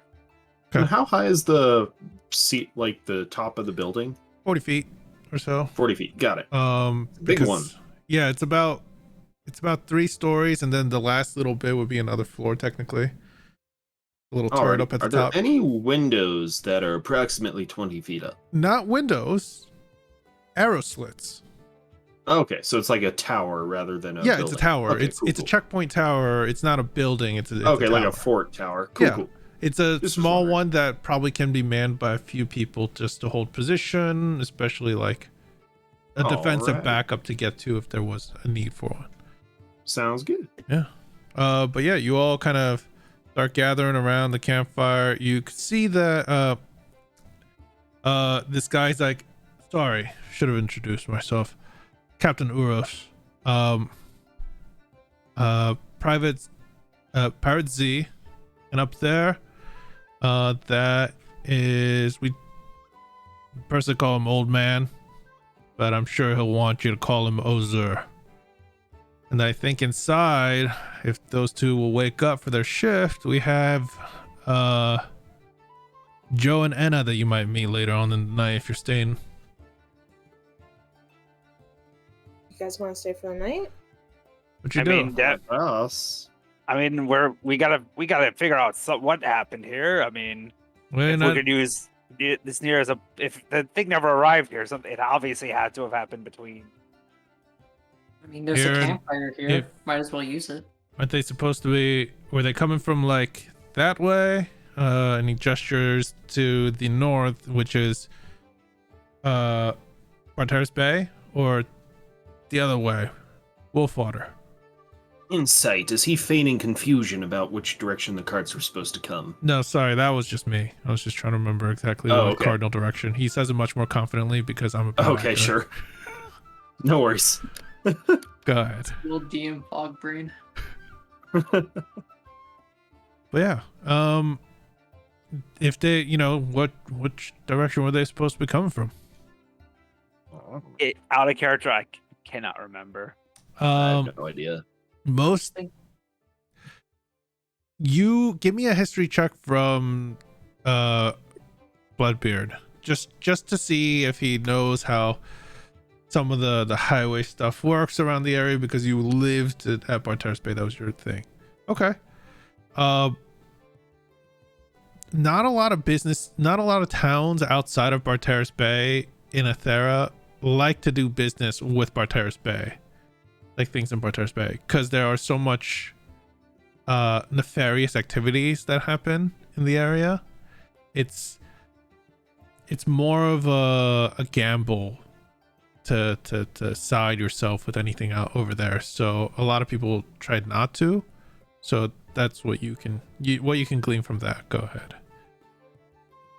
And Wolfwater is a very well connected town to the Atheran Alliance because they produce a lot of the soldiers and such. They do a lot of training there with the Canadian Marines and such. I mean, I'm honestly kind of a little sleepy after a long travel we had. I believe they were coming out from Wolfswater. All right. Well, like I said, the only thing that came by here from Wolfwater was small other guards that came by with the prisoners and such. They didn't want that on the books, and I asked. I don't know what's happening in Gildercrest, but maybe that's what you should be looking into. Well, that's actually kind of the plan. With their supplies going missing, we help track them down when it gets our foot in the door to look into the missing miners on Gildercrest. They send you out here to bother us? Yep. Well, here, have a seat. He brings over some wide enough little pieces of wood that you guys could use as stools, and to sit around the fire.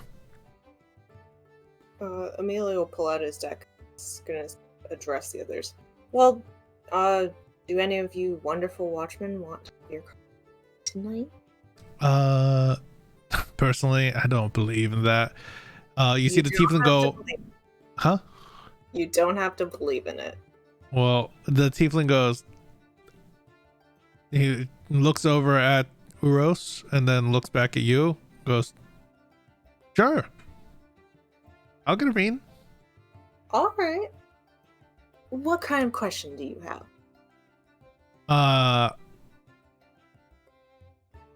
Will I have a big windfall in the future, in the near future? Emilio's gonna lean over to the closest person next to him. He's gonna be like, what does that mean?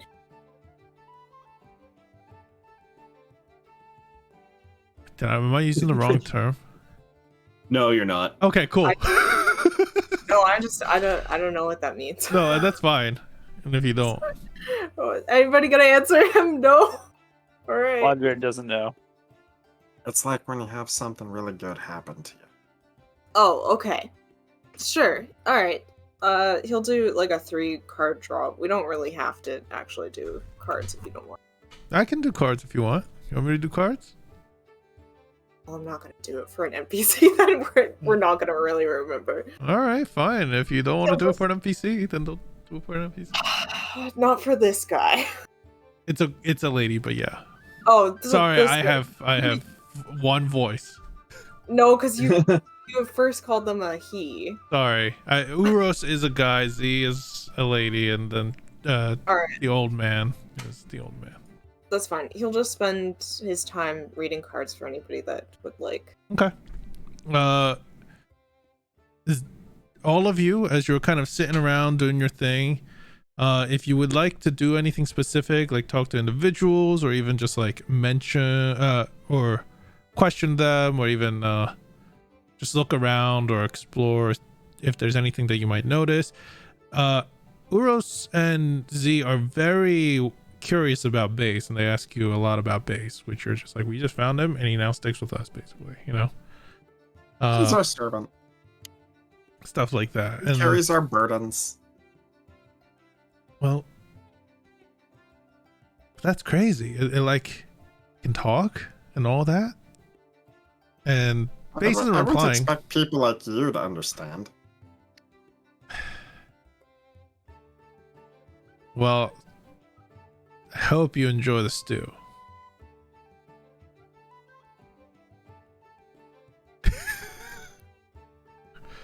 Just kidding. Just kidding. Come on.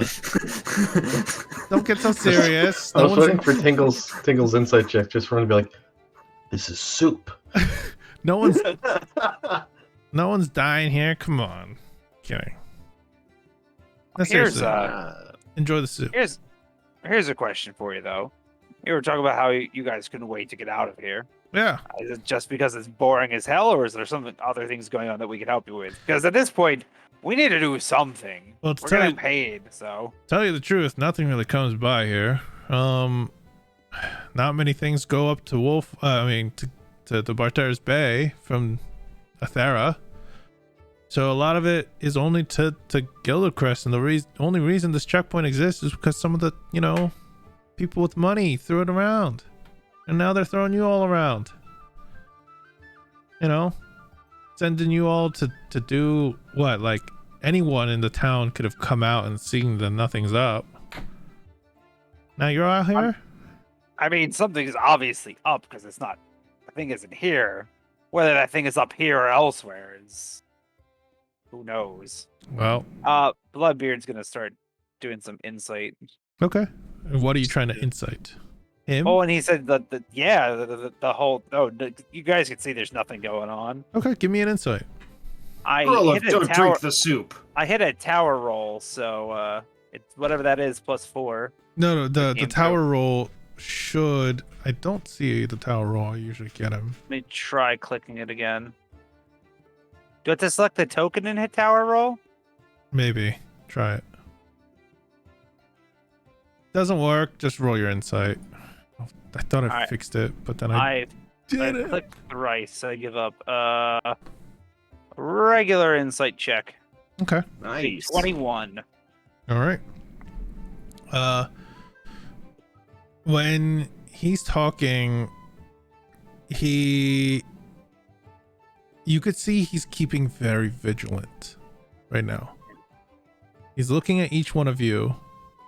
He's assessing you all. He also keeps an eye out. Every once in a while, his eyes glance up to where the old man is, who is leaning over and being a lookout, but it's why look out in only this direction, just towards you all, potentially, and around you. Yeah. He's pretty smooth talking though. Just he's giving you the answers, and it's kind of vague here and there, but it's hard to really grasp anything further than that with your roll. Hey, Captain, I got a quick question for you. You got a Lou in there? This stew is great, but I'm feeling a number 2 coming on, if you're catching my drift. Oh, if you need to use the Juno, if you need to use, relieve yourself, you hear the ocean. Ocean's right over there off the cliff. You guys shit off cliff. All right. There's a bush right over there that a lot of people use, I think. You kind of gesture towards the cliff. Which direction is that? It is just north. If you continue north. Oh, perfect. So this is, and you guys can hear now that he mentioned that it is kind of windy. There's a bit of a breeze, but you can hear the crashing of the waves against the cliffside.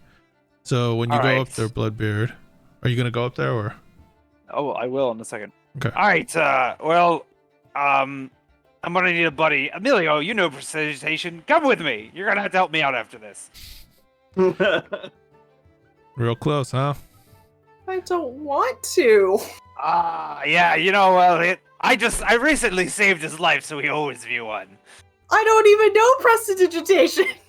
Yes, you do. Don't be so modest. And Bloodbeard kind of like grabs you by the collar and starts dragging you off. Come on. Wait. Okay. Yeah, he'll get dragged away. Oh, that Bloodbeard. He's insatiable. He looks over to some of you. He's like, new group. Yeah. It's been like, what? Only a month? Pretty long. Couple. When So, Bloodbeard and Amelia, you're going to go towards the north side, right? Yep. Okay. Move my. Yep. So, oh shit! It is right there. Yeah, it's right there. It's Bloodbeard's gonna like squat down by the bush, but he's gonna get low and like motion for Emilio to like get down with him. Mhm. No, that's not how we're. No. I swear to God, I'm going to throw you off this fucking cliff. Get over here. You don't actually have to prestidigitate my ass. I'm not wiping it either. I'm not asking you to do that. Get the fuck over here, Emilio. Ugh. Alright, fine. He'll like crouch down and just like waddle over. I was trying to get you to come over here. You're a con man. You should know the symbols of like, oh yeah, I'm gonna have my buddy go over here. We're gonna do this, and we're going to do something completely different. How many times have I told you I'm not a con man? Keep telling yourself that. Anyway, Did I There's- charge anybody for any readings tonight? No. well, you probably should have. There's something fishy going on. It's not the smell of the ocean. Is it the smell of the feces you're standing in? I made sure there was no shit here before I got down in the bush. Although, that would be... I could probably use it for a distraction. Anyway, No. there is... I don't know if you noticed, but...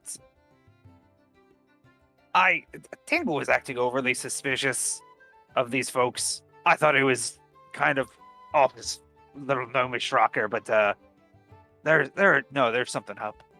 The captain keeps checking us out, and nothing like the kind of way you do to people, like the kind of way that someone who's sizing up an animal sizing its prey. Oh. Haven't you noticed that I was checking. Yeah. the lookout only is watching us? He's not looking out. We're the only thing that's looking out. They're hiding something. Are they? I mean, I feel like we're just like we kind of walked in. They don't really know us. That seems like something. Any lookout worth their salt would, yes, obviously be looking, at us, but would be looking around other areas too. He's That's overly distracted. There's something going on. These aren't professional guards, or if they are, they've turned coat. But It was just something about talking about how there was nothing. Obviously, there was nothing going on. He tried too hard. I'm a great liar, but that's a common slip up when you lie. You overcompensate. He's trying to throw us off the scent. Oh, like me and the guy in the bar that I messed up his face. Yes, just like that. I remember you said you can't turn into things that fly yet, right? No, not yet.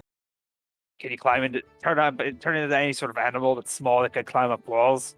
Maybe scout out, see what's going on in there. Yeah, I could turn into like a little lizard. I think you should go lizard scouting. I'll go back, try to Can you- distract him, buy some Alright, time. can you get Eleanor to come with me? I don't want to go alone.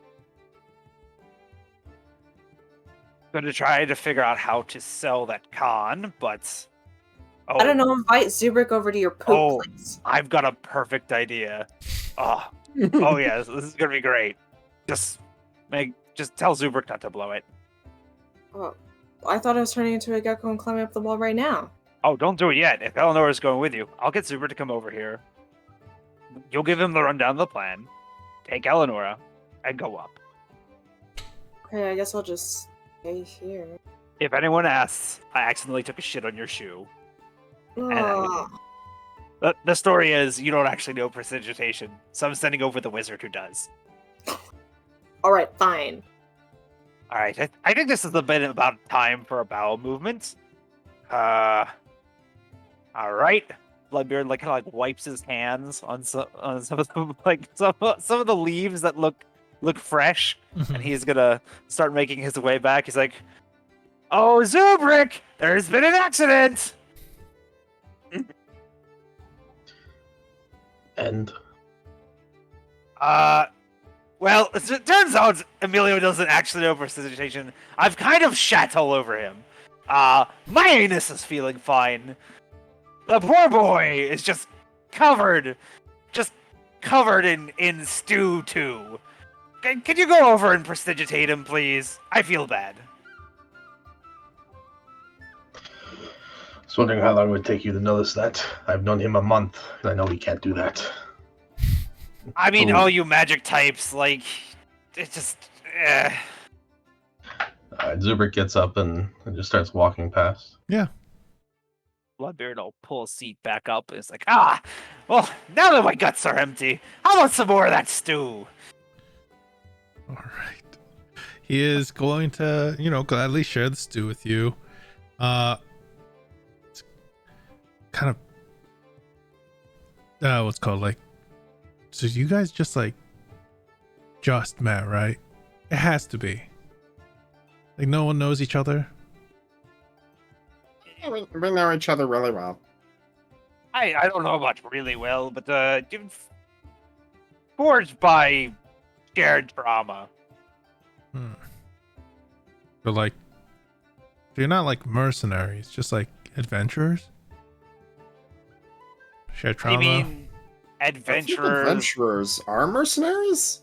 Yeah, like really pretty much people Well- offer us a job for money. We're kind of starving. We need the money. We do the job. Doesn't seem like you have a uniform or anything, so I thought maybe Oh, just adventurers. we're not part of a guild. For some reason, I thought we were, but apparently we're not. Well,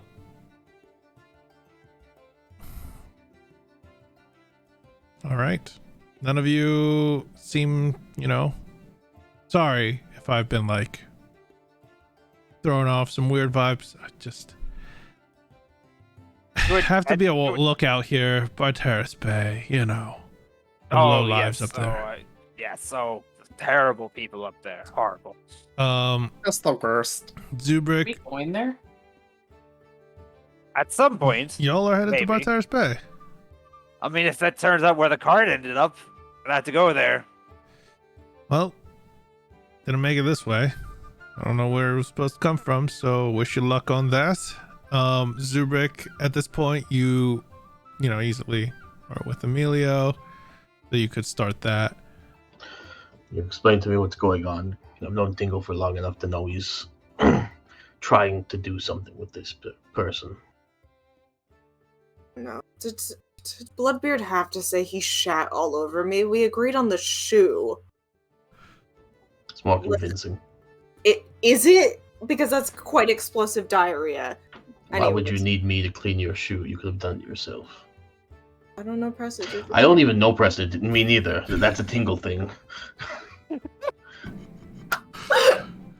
All spellcasters is the same.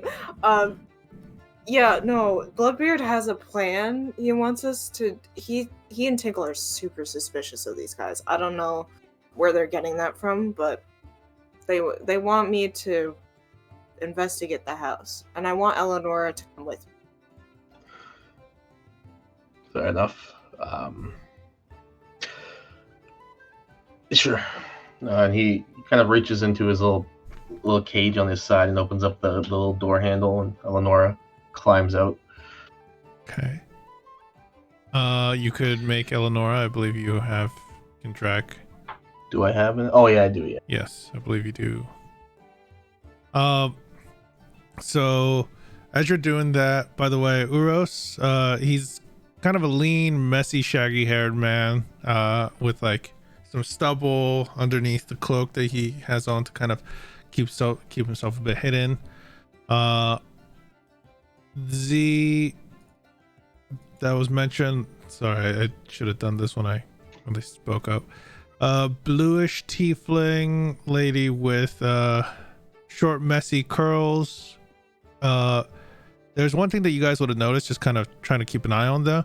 She has a very unique looking glove just on one hand, but it has these kind of runes and these little metal parts that have a slight glow to them. And then the last one is the half orc that you guys would have seen. It's just kind of like an older half orc man that's quite grizzled. He a lot of his uniform doesn't even look like a uniform. And now that I mentioned that real quick, the only thing that they have that are similar, some of them have these Two of them are wearing these breastplates that have the symbol, and the captain Uros is wearing just a sash, no breastplate whatsoever. The one on Z looks a little bigger. Like she's kind of adjusting it every once in a while. But yeah, Zubrick, you create Eleonora, and Emilio right there. So what are you all doing? What kind of beetle is she? She's not the kind that eats lizards, right? No, it's No, the Rhinoceros. Rhinoceros. She's the one that flips lizards. Please tell her not to flip me. flip I her will be all the able way to- up 40 feet. You want to flip, Emilio? Flip him later. Listen, I need you to stay here because they're gonna wonder why you went back without me. And also, in case something happens and they come looking for me here, I don't know, make up a story, make an illusion. I don't know what you really do more. I have something in mind. Just try to be quick about it. I'll try to be as quick as possible. I don't want to do this, honestly. Okay. But whatever. He'll turn into a little spotted leopard gecko. Okay, little gecko, so you can climb. And let me know. You guys can move both your Eleonora and Emilio stuff around. I will say, be careful when you're moving kind of closer to this thing and potentially somewhere here. I will kind of take control a little more when you're doing that. And to make things a little easier, I'm gonna get rid of this big X. So you guys can see what the top of that place looks like. Because I'm guessing that's where you'll be going. Climbable thing. Yeah. Can you show me where any windows are? There are multiple windows. Are they these things? No, those are the, you know, the lower and upper. The windows are not windows. They are just slits, and they're like all along the sides, like 3 to 2 a side, and per floor it kind of interchanges a bit. Like one might have 2, the other might have 3, some might have 1, but yeah. Okay, he's gonna. I don't really know where a slit is, but he's gonna try to act kind of like gecko-y, where he's just like climbing on the wall. So in case anybody sees him outside of a slit, like they just think he's a regular lizard. Okay, you could give me a stealth check, please. Oh, no, too. Yeah, both the. How Okay. stealthy is that lizard?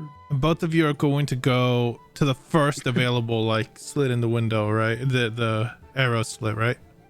Yeah. Okay. I'm gonna move you all. Then this is what you're gonna see. So both of you, the first slit is on that side is this one. So when you guys enter, it's a room. It's almost well kept. There's a desk, there's a shelf full of few like scrolls and messages. It seems like there's a bed with a foot trunk on it, and then there's also a door and another arrow slit. So a door is here and an arrow slit's right there. All right, he's gonna hop on down into this room and start looking around. Okay. Old gecko. Yeah. There's a arrow slit out towards the sea. There's a door right here. Anything on this desk shelf? The desk is messy. There are a few on the desk itself. You could actually see etched pretty heavily on the side that's partially covered up by a book that hasn't fully just been moved to fully cover it up yet. It looks like a key of sorts has been carved into the desk, like an old-timey skeleton looking key. At the end there's like a little skull on the end that's been drawn, or that's been carved, but it looks like it's a crude carving done with some dagger or a short sword or something. Okay. How rickety is this door, I guess? Like, is there a slot big enough for a beetle and a gecko? Not the beetle, because the gecko can kind of press themselves smaller than a hard-shelled rhinoceros beetle, which is kind of big for a beetle. You can probably squeeze underneath. Eleanor probably can't. Okay, he'll peek out. Like, He'll peek out. Okay. I'm gonna move you through then. He's not gonna leave the room. He just wants to see what's outside of the room for now. A hallway. Surprise. There's a door here. There's a door here, and then there's a door here. All right. Surprise! He's going back in. And he and Eleanor will go over to the next arrow slit. Okay, up. Yeah. Okay, so And since there's a room right next to them, he's gonna see if there's a slit on that room. okay. So if the arrow slit leads out to the outside, you're gonna go up into the same one right above you, right? Yes. Okay, so you're going up a floor. If that's the case, you would appear in this room. You could see that there's a empty weapon rack of sorts. And then the room turns. There's more arrow slits this way. There's a door right here.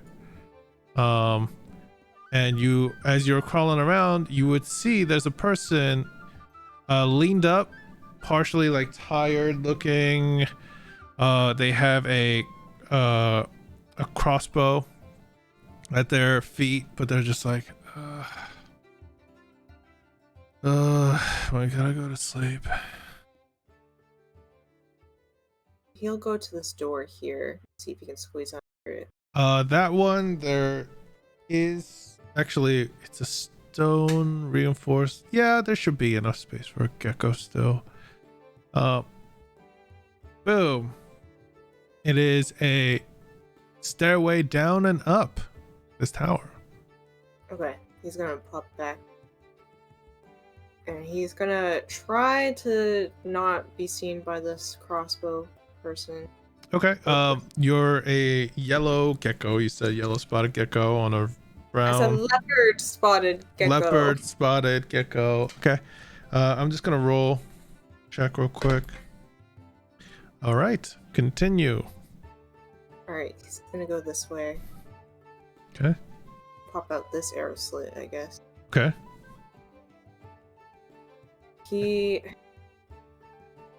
Is there any arrow slits? No, there wouldn't be because of the way this is all done. He'll go down a floor, I guess. Okay, you're gonna go down a floor. Wait, you said the staircase led up still. There's another level up, technically. Okay, he'll see if there's any arrow slits on the higher level. No arrow slits higher. It's just the turrets, I think, are what they're called. And you can get to the top floor there. Okay, he'll just go to the lower level. Okay. Let me just move you all. Boom. There we go. Another bedroom, but there's 2 beds, 2 small desks, and what looks like some foot lockers, and then a small little shelf where there's some clothing. Just like old clothing. They're kind of messy and thrown about, but Okay, he'll check out the desks and then the foot lockers. okay. The desks empty. They seem to literally, some of the like things that were inside of it just kind of thrown about onto the desk or onto the floor. No one cares. For the foot lockers, they're both broken into. The locks have been completely like smashed. He's gonna look at Eleanor and he's gonna wave his little gecko hand like, Zubrik, are you there? Are you looking through her eyes? Fling the gecko. Yeah. Yeah, he's looking through her eyes. No, you get flung. Oh, I get flung. Where do I get flung? I don't know. He's not very strong. That many feet. You're small. No 13 falling. feet. No falling. That many It's fine. centimeters. Yeah, sure. That's fine. He's gonna make a little angry gecko face and he's gonna, I guess, go out this slit. Okay. And what are you going? Where are you going? Up, down, left, right? Where is he not checked out? I guess left? Okay. I guess he's making his way around like this. Yeah. All right. When you enter here, this is what you notice. There's another guy here. This guy's completely asleep. He's fallen asleep, but he's kind of leaning against the side here. His weapon is kind of like he's using it as support. It's not wound, and it's a crossbow that he's just kind of like holding on to, leaning against, so he could technically see out this way, but his eyes are closed, and you could hear him softly snoring right now. All right. Any footlockers, desk? Same situation. The footlockers here, one of them the lock seems to be intact. The other one still, it looks like is more cleanly broken into this time. Like some of it's snapped, but it's kind of put back to look like it's not completely destroyed. Okay. He's gonna go back out the slit he came through. Okay. And he'll go up a floor. Okay. He's gonna try to get onto the roof for now. You Okay. said this guy's leaning on the crossbow? Yeah. No, but it's not racked. That's fine. What's the string made of? It is probably horsehair, because that's what was used for a lot of you're gonna start biting through the tightened. Oh, jeez. Okay. So Eleanor's gonna do that. And so you're gonna stay behind. Eleanor's gonna take time doing that, basically. All right, Emilio, where are you going again? If Going out and up to the floor? If Eleonora is not following him now, then he's gonna just like a little exasperated gecko sigh and go back to the room that had the staircase entrance. Okay. And then what? And then he's gonna go up the staircase. Okay.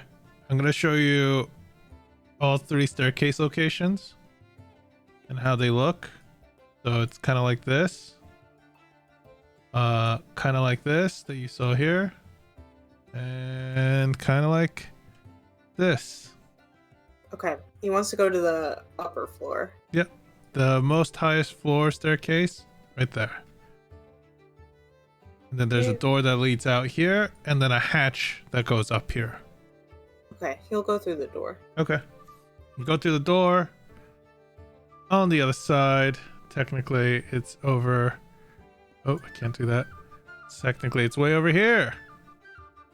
So yeah, you're outside. There's it's another like 10 feet to this floor up here.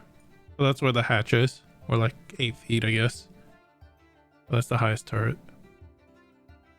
Then he's gonna go back down the staircase if this is all that's up here. Yeah. All right. You're on the bottom floor staircase. Door here, door here. Okay, he'll go through this door. Seems like a little kitchen. There's a kind of like a fireplace, a few pots and pans, some provisions and such. A boar head that's mounted onto the wall. There's an arrow or 2 in it. Anything over here that's interesting? No, that's mostly like with the prepping tables and such for the kitchen.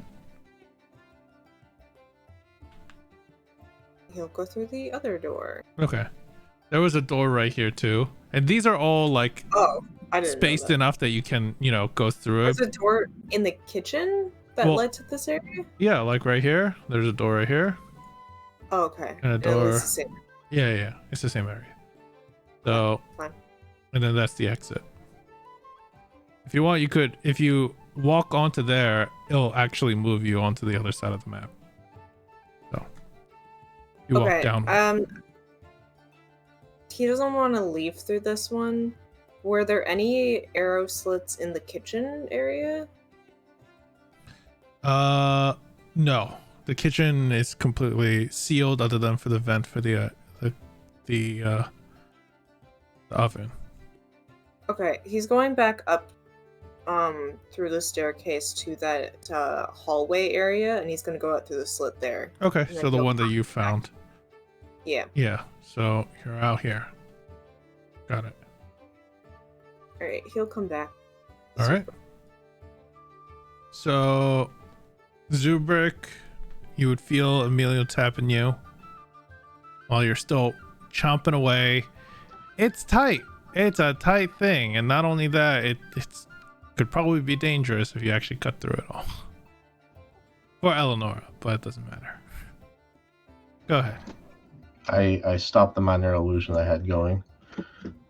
A very soft moaning. All right. Oh, you're back. Welcome. Oh, what kind of sound was that? What kind of stew did you eat? Oh, by the way, he turned back into a person. Yeah. We'll talk in Gecko. Well, your conclusion? I don't know. I didn't really find that much, but what was really weird was the footlockers in all of the rooms were broken into. And it feels like if this was actually their base, they wouldn't have done that. I also noticed that, they keep talking about uniforms, but only, 2 of them are in uniform? And the captain's not even in uniform, he's just got a sash on. Is The this... guard captain should be pristine. I guess. I don't really know. But, You would hear, y'all need any help back there? No, don't worry, I just finished. yeah, he had a really bad case of the... What's in that stew? Some rabbit? Well, he's allergic to rabbit. Didn't tell us. We just found out too, I guess. It's fine, I know prestidigitation. So, yeah, as... It's like it wasn't even in me. Don't worry. Yeah, so what are you all doing now? Amelia will rejoin the others. Okay. Would Eleanor ever manage to cut through that string? Give me a strength check with Eleonora. Nice. Okay. 17 plus -4. All right. Thing. It will be damaged. I will have a chance that I will roll whenever, if he uses it, to have it literally snap and break. Alright, then I will just snap my fingers and Eleanor teleports to that plane and then teleports back to my cage. All right. So, guessing you'll be sticking around here for a night? Oh, Yeah. It's gotten pretty dark. Yeah. If y'all don't mind, can I some know. of you keep watch? I'm probably gonna... I might have to write this up just in case, report Mhm. such. For sure. Well, I'm gonna have to start repairing my armor because that long trek took a lot out of it. And Tinkle's gonna cast as a spell, detect magic. Sedimentation. Detect magic. Uh-huh. Z's glove is magical. Alrighty. And 1 spell down. And is anything else around like the stew or the guy standing up top? No. If he's within 30 feet. Okay, No. cool. Nothing else is magical. And when you cast it, it's like, so I'm guessing a few of you are like spellcasters, right? Yeah, we all know prestidigitation. Well, not apparently Emilio doesn't. I know it. I was just fucking with you. So you just let me shit all over you then. Yeah, it was kind of shocking how much shit you just sprayed everywhere, so I kind of forgot it for a minute. What happened out there? Oh, The rabbit, man! I'll I tell you when you're didn't older, snip. Clover. I mean, personally, I think the rabbit was fine. But whatever. Wait, I did mean, it you was eat fun. that It was stew? so good I had to go back for seconds. I just realized, did Amelia eat that stew? No. So that's why, yeah, go ahead. By the way, I know we didn't take a break, so we can You if you did want. technically eat it. I mean, I had to clean it off you, but I didn't want to say anything. Listen, as long as it's not in my stomach. Not anymore. What's that supposed to mean? Oh, we'll set up camp nearby. Once we get our tent set up, we can try to figure out who will help out with the first watch. Well, that'd be great. Chapper is probably going to be staying up most of the night. I might tuck her out for a little bit, but we'll see. And I mean, I already told you the answers that what happened here. Hopefully that's helpful. Sorry if you got nothing out of it. And we're probably going to we have what, like 2 days? He's like, yeah, 2 days. But if we don't see you, thanks for I guess checking in on us. I guess made our night a little more interesting with all the pooing. Yeah. You guards, man, you got intestines of steel. I admire that. Yep. There's some target dummies over by the other side if you're, if any of you are keen to practice or get bored or whatnot. Oh, thank you. Go ahead. Bloodbeard's gonna head over that way. He's like, oh, we should probably set tents up near that side anyway. A little bit close. Oh yeah, be cleared. Not too close to the cliff side, but still a nice, somewhat defensible position in case I don't know, in case something terrible happens and we get stuck against the walls and the cliff. There's damn brigands from Barteres Bay. All right. Bloodbeard, as he's going along, he's gonna kind of walk directly alongside the wall. He's gonna try to keep his eyes out for any thieves' cant markings, marking the place. Give me a perception check as you're walking along. Okie dokie.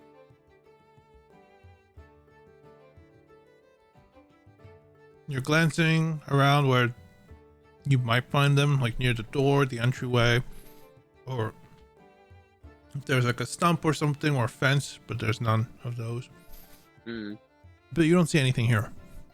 Okay. Alright, well, Bloodbeard will avoid the front since I think that's a teleporty square. It's one in, but yes, thank you for doing that. Okay, so I'm gonna set us to roleplay camera for now, but y'all can continue doing your thing. Okay, Zubik, what was going on? It's not like you were all to want to play around with Emilio and the others. We were scouting inside of the tower, I guess. Agenda finding. Not much. Emilio, you saw chests, right?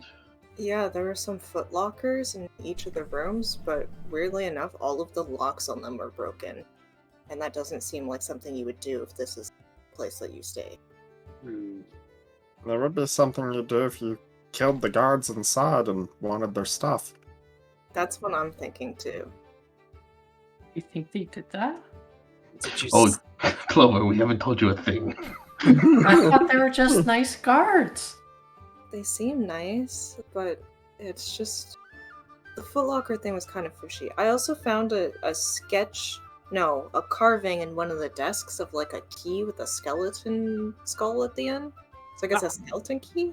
A skeleton key, yes. Give me a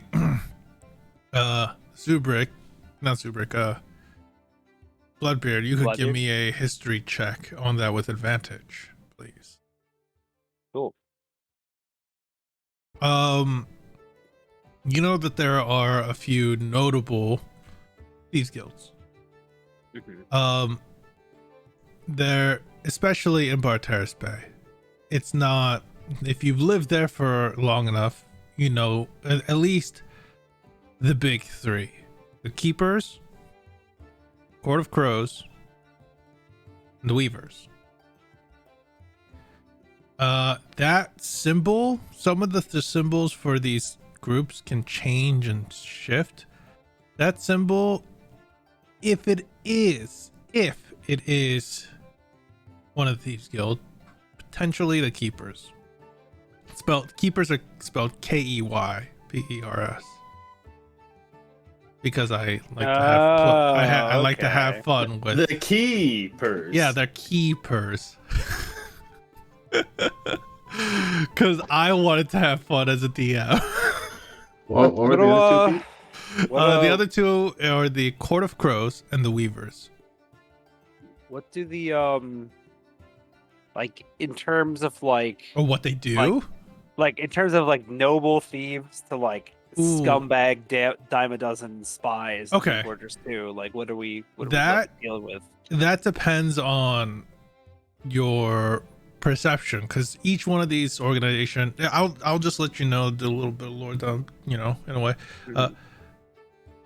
A lot of these organizations, they have the good and they have the bad, obviously. No one's not the entire organization isn't a saint or a sinner. I will tell you with the 13, and I'm adding like about a 5 in there for your history and all that stuff, just living there for long. That the Keepers, they more specialize in smuggling, thievery, burglaries, and forgeries and stuff like that. They often move goods across a large portion of Særald. The Court of Crows is more of a smaller thieves guild that's more centered in Curators Bay, and they specialize in gambling, protection, prostitution, drugs, stuff like that. They have a lot more like big burly guard kind of style stuff, protection. They run protection rackets, things along that line. The Weavers, you would know, is more clandestine, more shady, and if something dark happens in the city, like an assassination, most people think it has to do with the Weavers. It might not, but they like to. They kind of cultivate that side, the deeper, darker side that many people try not to get into. They specialize in information gathering, assassinations, and poisons and stuff for the other families as well, the other guilds as well. And I will say, since you probably hung out with these people here and there on and off, you would probably know of the legends of the Curators, but it's kind of a legend, and it's supposed to be like some sort of hand-selected group that always changes. They're known as the Curators, but that's like a legend, Apparently you could get set for life if everything goes right. And some of these people within these Thieves Guild talk about potentially becoming a curator or whatnot, like it's like a possibility for them. A lot of people think it's a pipe dream.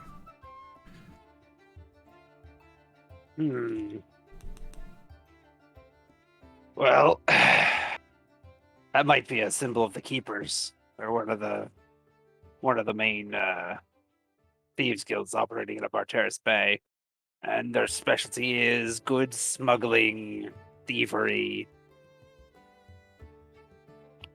Kind of fits perfectly in with what we're dealing with here. What kind of goods? All kinds of goods. They move it all throughout Særald. So Hurting people goods? I don't really think slavery's in their wheelhouse. I feel like Court of Crows is normally the more illicit shit, but it's possible. I mean, hey, maybe that's why they let that prisoner transport go through. That or it was just filled with their rivals. Who knows?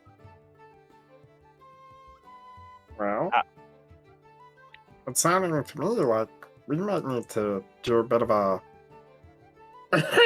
interrogation. Yeah, definitely need to. I feel bad. We don't know if they killed the guards here. I feel bad killing them, but we should make sure we leave at least one alive if there's going to be any sort of shenanigans. Do And we Billy have would, any of them though? They seem really nice to us, at least. yeah, Being nice doesn't mean anything. Well, you haven't tried it, so what would you know? At this point, as some of you are finished, you see Z approach you from around the corner with an additional, like, small little satchel of stuff. Not satchel, but like a cloth that she's holding something in. Like, I had a few bit after I went scavenging in the nearby woods. Y'all want some? It's a few Let's go. berries. Oh. I saw some of you didn't like the rabbit stew that I made, so here. Thought that you Yeah. might like these. We're vegetarians. I mean, that's gonna take a look at the berries. He'll take a look at them, see if he can identify what kind are. What are beginning fall berries? Blackberries? Those are it. I guess Sure. so. We'll go with blackberries. Do they actually look like blackberries? You Like, could he give just, me a nature check. I'm just popping them in. Okay, Clover, you pop one in. Clover. It's great. You know, it tastes delicious. And Emilio, yeah, absolutely blackberries. Smell. If they were messed with in a way, like poisoned or whatnot, they don't have like a weird film or different smell to them. Nothing. They look like they were freshly caught, and if anything, there was a quick rinse with like a water skin because it's a bit damp. But yeah, Okay, he'll eat a few, I guess, and then pocket the rest. so y'all are like tried and true adventurers, right? or from all different walks of life, but Do y'all have Yeah. like special things you could do? I don't know. I thought about joining the adventuring business myself. Once I'm out of this, points at the breastplate and kind of adjusts it. Well, how long is your contract for? Can you just leave? Well, not that I can't just leave. Money has to be sent somewhere for now. Till they're in a better spot. You're sending money out? Yeah, family. We all have. Where's the family?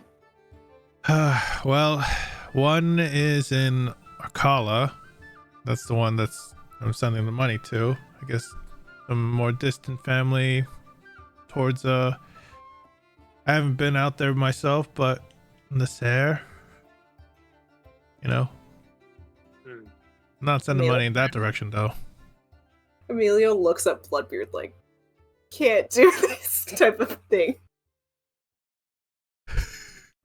I understand, wanting to getting money for people you care about. I was in a similar business to that too before I became an adventurer. Yeah, to tell you the truth, you don't look much more like an adventurer. You look more like argy mateys. My reputation precedes me. He It's more stands the, up and the hat, the tricorn thing. Bloodbeard is he's gonna kind of tip his head down, and when he nods up, you see his thaumaturgy's eyes to be like blood red. He's like, you might have heard of me there, lass. The name's Bloodbeard, and I am. If they are from the thing, I'm gonna try to use my bad reputation to see if they recognize. Okay. If there's any recognition. When you say that, you said Bloodbeard, and she goes, oh, yeah. No, wait. Bloodbeard. The one and only in the flesh. I think, is this, and then she kind of goes rummaging in her satchel, and she pulls out she has a few old pamphlets or pages, and she pulls one out, and it's kind of like a crude hand sketch of you. Wanted dead or alive. We haven't really had, it's not a huge bounty. It's a bounty, that you could Use probably the live bounty. comfortably off of, and I'll say it's a bounty of 150 gold. Not too much, but it's something. And it's like, Bloodbase looked like he's like, I swear there was a few extra zeros at the end of that. I thought this was, sorry, I didn't get rid of these yet, but this is like in the no more pile, from what I've heard. News of my death has been highly exaggerated. Well, does that mean that we get to capture you and take you back to Wolfwater? She kind of gives an awkward smile and a laugh at that. I mean, you could try, but that'd be kind of a very shitty way to end your evening. She looks at the rest of you when she says that. She kind of nervously laughs. Well, enjoy the berries. You know, you don't look that much like a pirate to me anymore, I'd say. Pirate needs a ship and needs to be on the sea to look like a pirate. Otherwise, I could just, I don't know, I'd just look like a common thief. Or Yeah. highwayman. Yeah. I don't know, they might, I mean, I don't know, I mean, I don't know, you know, if you know a lot about Curators, but I was gonna make an inside joke, but it might go over your head. Probably will. Tell you the Yeah. truth, I'd rather avoid such place as Barteris Bay. Yeah. No, I agree. You know, comes to there, you know, either being very strong or being out of the way is the key to a successful life. Yeah. Well, either way, we won't bug you too much. Other than, you know, the fact that you're still technically a wanted man out in the seas. I'll just kind of keep this from the captain. Might be a good idea. She nervously steps away. You guys have a little bit of berries left still. Amelia's gonna go after her for a second. Thanks for the berries and for not Bloodbeard, but you know, you say you're interested in adventuring. Well, we know a guild you could probably join, and they pay kind of decently. Have like housing and stuff. So you can save more. Sorry, you're cutting out a bit. Can you speak up? There's a guild. There's a guild. There actually might be, like, my mic is too far away.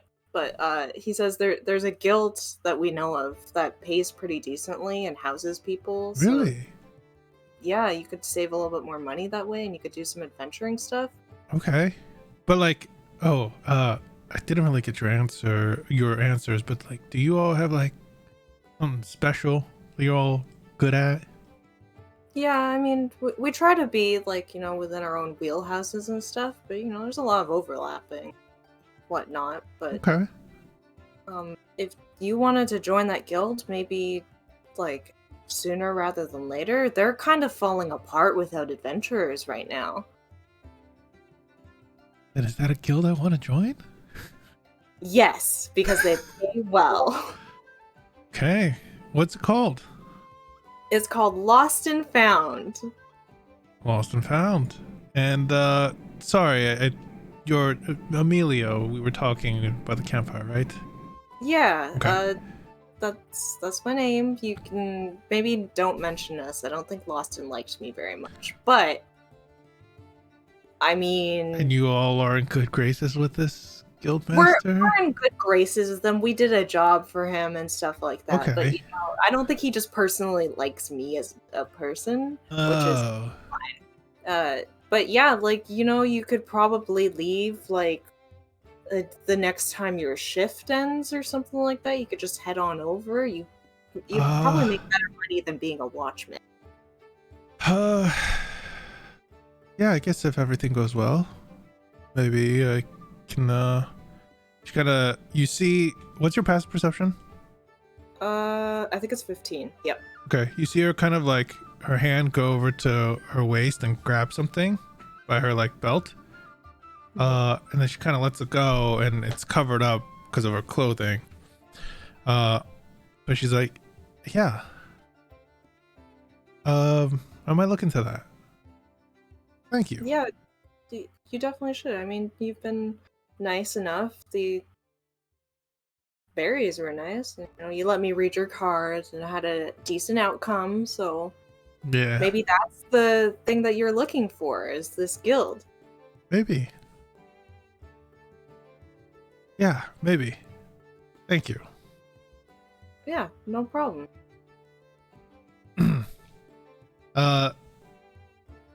You would see her, you know, like, because she was more already almost to her side.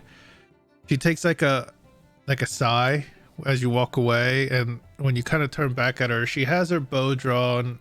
And she's like looking down and then points it up, like pretty vertical.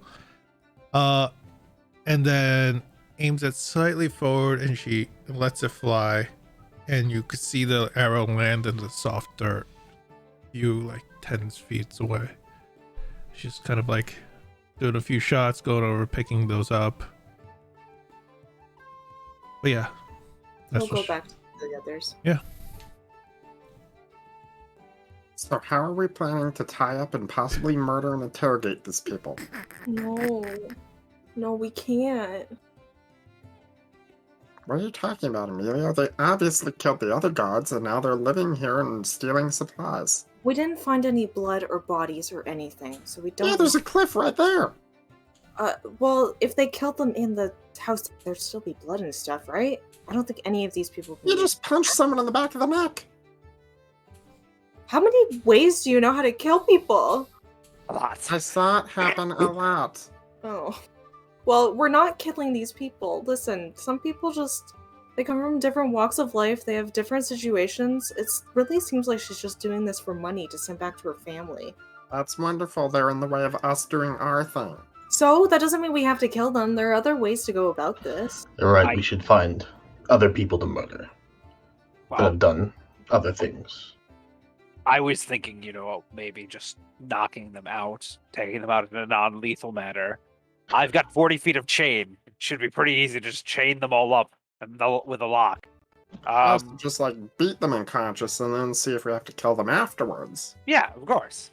Okay. We don't necessarily know for sure that they killed the guards or that all of them killed the guards. I mean, It's a pretty progressive attitude, but I guess we could do it. Again, listen, this is the kind of stuff I did in the siege. That tiefling would have made a great member of my crew. So I'm thinking for the future here. I even told her about Lost and Found. She seems really interested in it.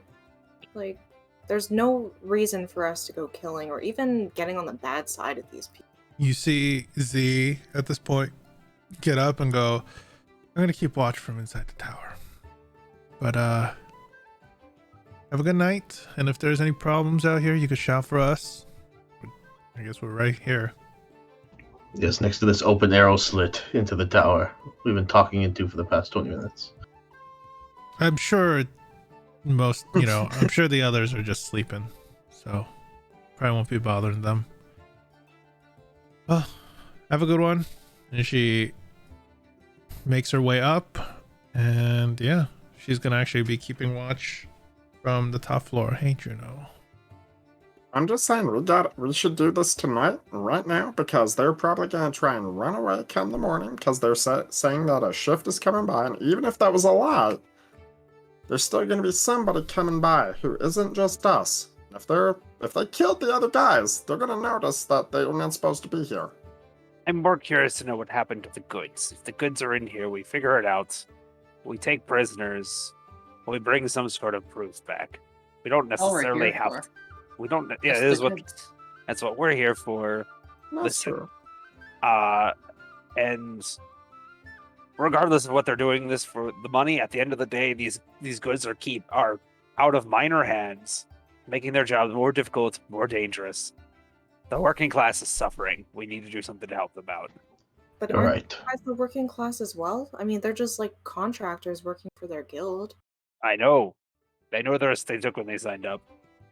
Listen, it's tough doing this thing. I feel for these people. I really do. And I'm not saying that murder is necessarily the answer. Although, maybe if they killed a few of the people, it would make the whole bringing a head back thing kind of easy. Mm-hmm. And it's good because I feel nothing for them. So, we're kind of balancing each other out. Well, Zubrick like illusion up a head for us to bring it back? Then we don't have anybody. I'll conjure Emilio's head. I mean, fucking know this. he did say he didn't necessarily mind what we brought. If anything, we could just cut off one of their hands. Or maybe a pinky toe. I mean, the old man's kind of old anyway. He's near death. Like, He's really not that old. We could tie them up and wait till the guard patrol comes by and explain the situation.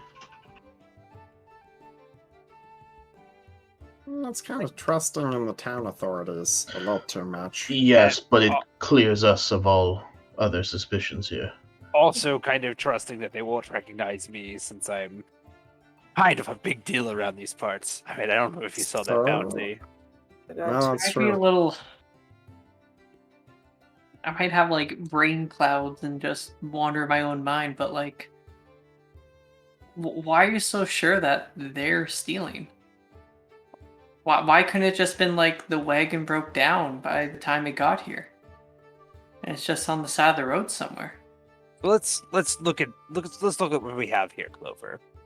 We have Emilio found a symbol that might be from the Keepers, which is an organization, a thieves guild, that deals in stolen goods and smuggling. We're currently looking for goods that have gone missing. Emilio also Possibly found, being smuggled. or possibly being smuggled. Emilio also found that there was chests that were broken into in the tower. Now, unless some of these are some of the original guard that are being held hostage, really weird kind of scenario. Maybe they started to, I don't want to say fell for their captors, but they decided to start cooperating with their captors. Maybe, I don't know, maybe... No, it's, anyway, it's a syndrome, it's town name, it's not coming to me right now, but basically they start to emphasize with their keepers, kidnappers, what have you. Maybe that's happening. Maybe Z was trying to say that her family's actually being held prisoner by these guys. I don't know. But we know that there's something going on. We don't know where the original guards are. We don't know if they're alive or dead. We don't know what happened to the wagon. I'm assuming it went off the cliff. And I honestly might poke. I don't remember seeing anything when I was over there taking a shit, but I might check when I possibly take an actual shit later. Maybe in the morning I can talk to her. Or we could just do this tonight, and then you could talk to her tonight. I was talking more about a spell. Well, if we chain her up. If she's having issues, I want to help. If they're responsible for this and they're aware that we're here, then they're probably going to be trying to get out of here. I mean, is it possible? Do you have that truth spell prepared, or is that what you're talking about? That's what I'm talking about for tomorrow. She seemed very nice. It's just, I don't know, maybe there's like a compromise.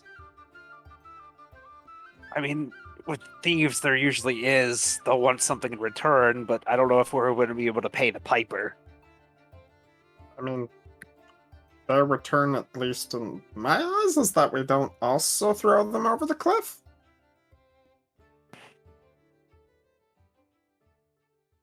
I don't want to get her in trouble. I don't want to hurt. And that's only one of the people we know here. What if the others are in the same situation? Well, no. You only know one, so what we can do is we'll just not hurt her, and we can throw the others off a cliff, and then she can just say, oh, my family's safe, and whatever. Well, no. Again, what if they're in the same situation? Just because I don't know doesn't mean they're not in that situation. I can't care about everybody. So watch me. Except for you. I guess I can't care about everybody. That's hurtful, but yes, see? I'm proven right. Don't make me feel bad for hurting your feelings, Tingle. I mean, either way, we need to figure out what happened to those supplies. I think we have an opportunity here if we just figure out a way to get in. We could knock. That'd work. I mean, I don't think it would, but Well, actually, I might be able to get the door open. Or at least quietly. unlock. Yeah, pretty quietly. I mean, it's pretty tiny. Doesn't have a lot of footsteps. I mean, I could just pick a lock. I just meant all of us getting in one piece. Oh, that would work too. So Well, what's the plan? I want to know. I'm letting Are you we- guys take full charge on how you want to handle this. Are we attempting to be sneaky? Are we going to wait till tomorrow? Yeah. Or should we cause a ruckus? I think a ruckus. I think quiet. The longer we wait, the more they're going to be prepared, or maybe they even leave or hide evidence. Why Or would kill we- hostages if there are any hidden. But why would we make a ruckus then? That would be the antithesis of what we're trying to do here. Because Thanks. they're fast and hard. I think But- stealth is on our side on this one. Yeah, I agree with Bloodbeard. Okay, We He's could, captaining this mission. fair enough. I also hate to say this, but maybe I could distract her. Could have a one-on-one conversation. Well, she's all the way up there now. Yes.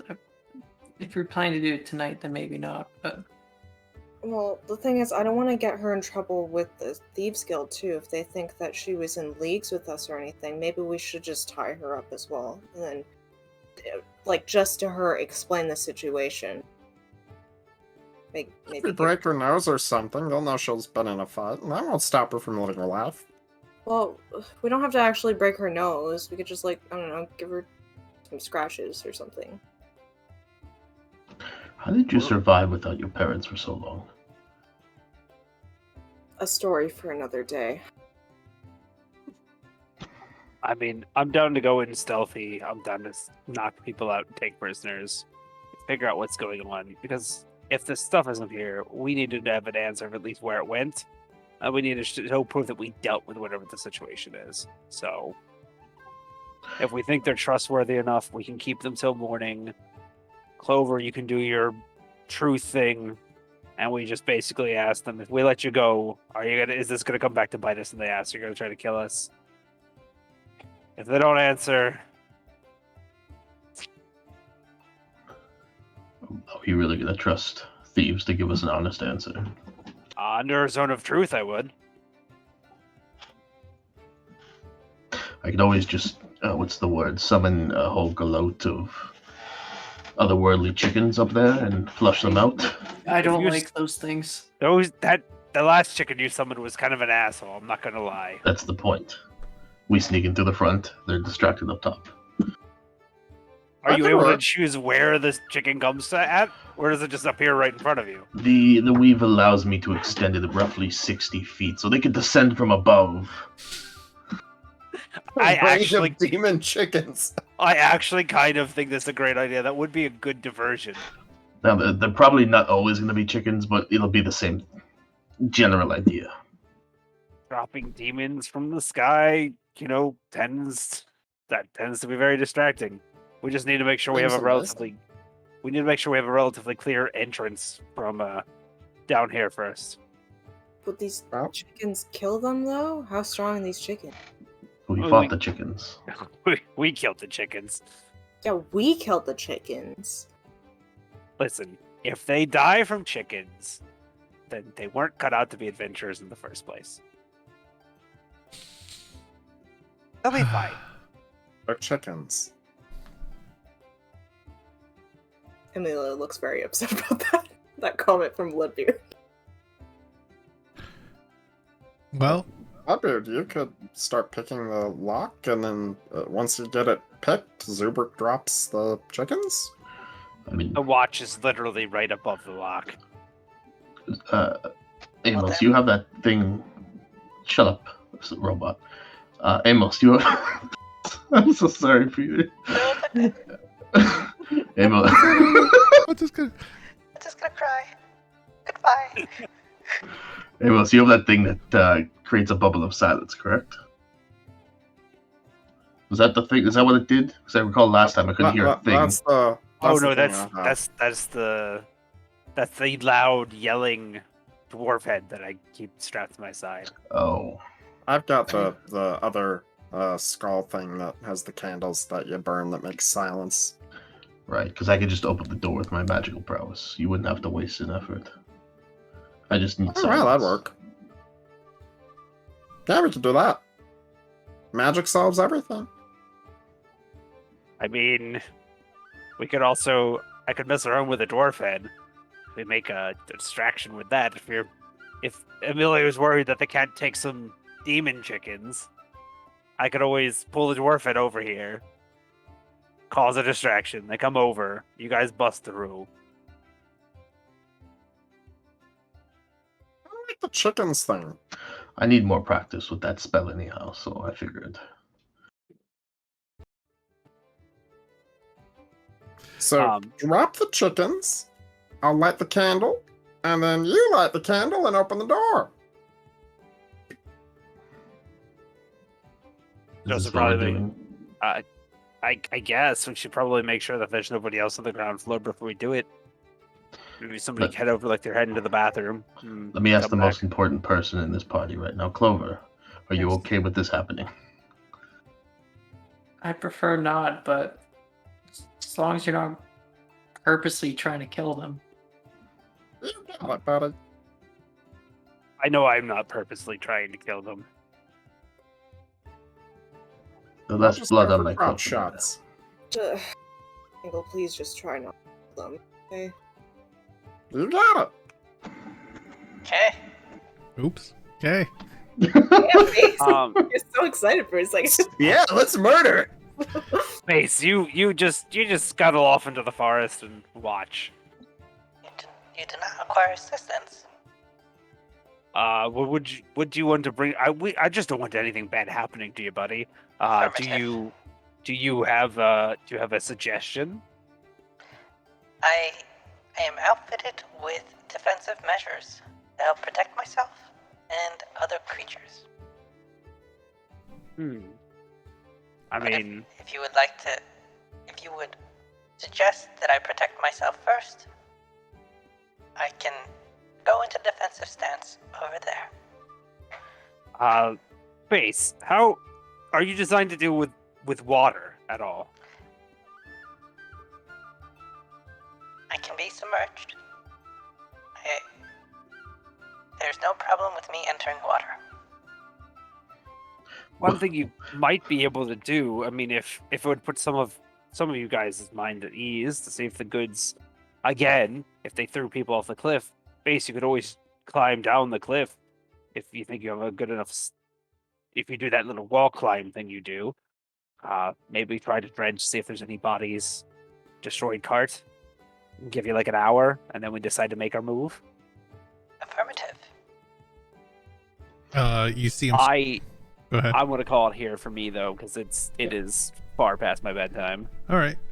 Actually, it is getting pretty late, so depending on if the rest of you guys are okay with just jumping in from here, where you're deciding to drop a bunch of chickens and break into the tower, then fine by me.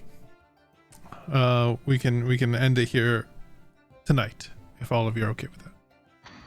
So I want to ask Base, just to clarify, because all of us have no problem with entering water. It's exiting the water that might be a problem for Base.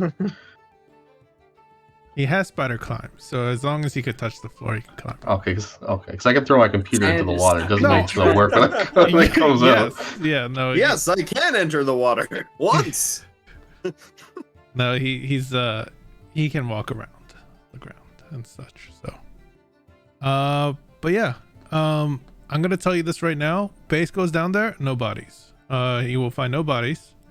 There is a he does find a small dinghy that's tied off to the side, but no bodies. Yeah, my They spells have are been so stored in the floors. But yeah, so You're thumping beneath the floorboards. So we can end that here if y'all are okay with that, and we'll pick this back up not next week because I won't be able to make it, but the following week.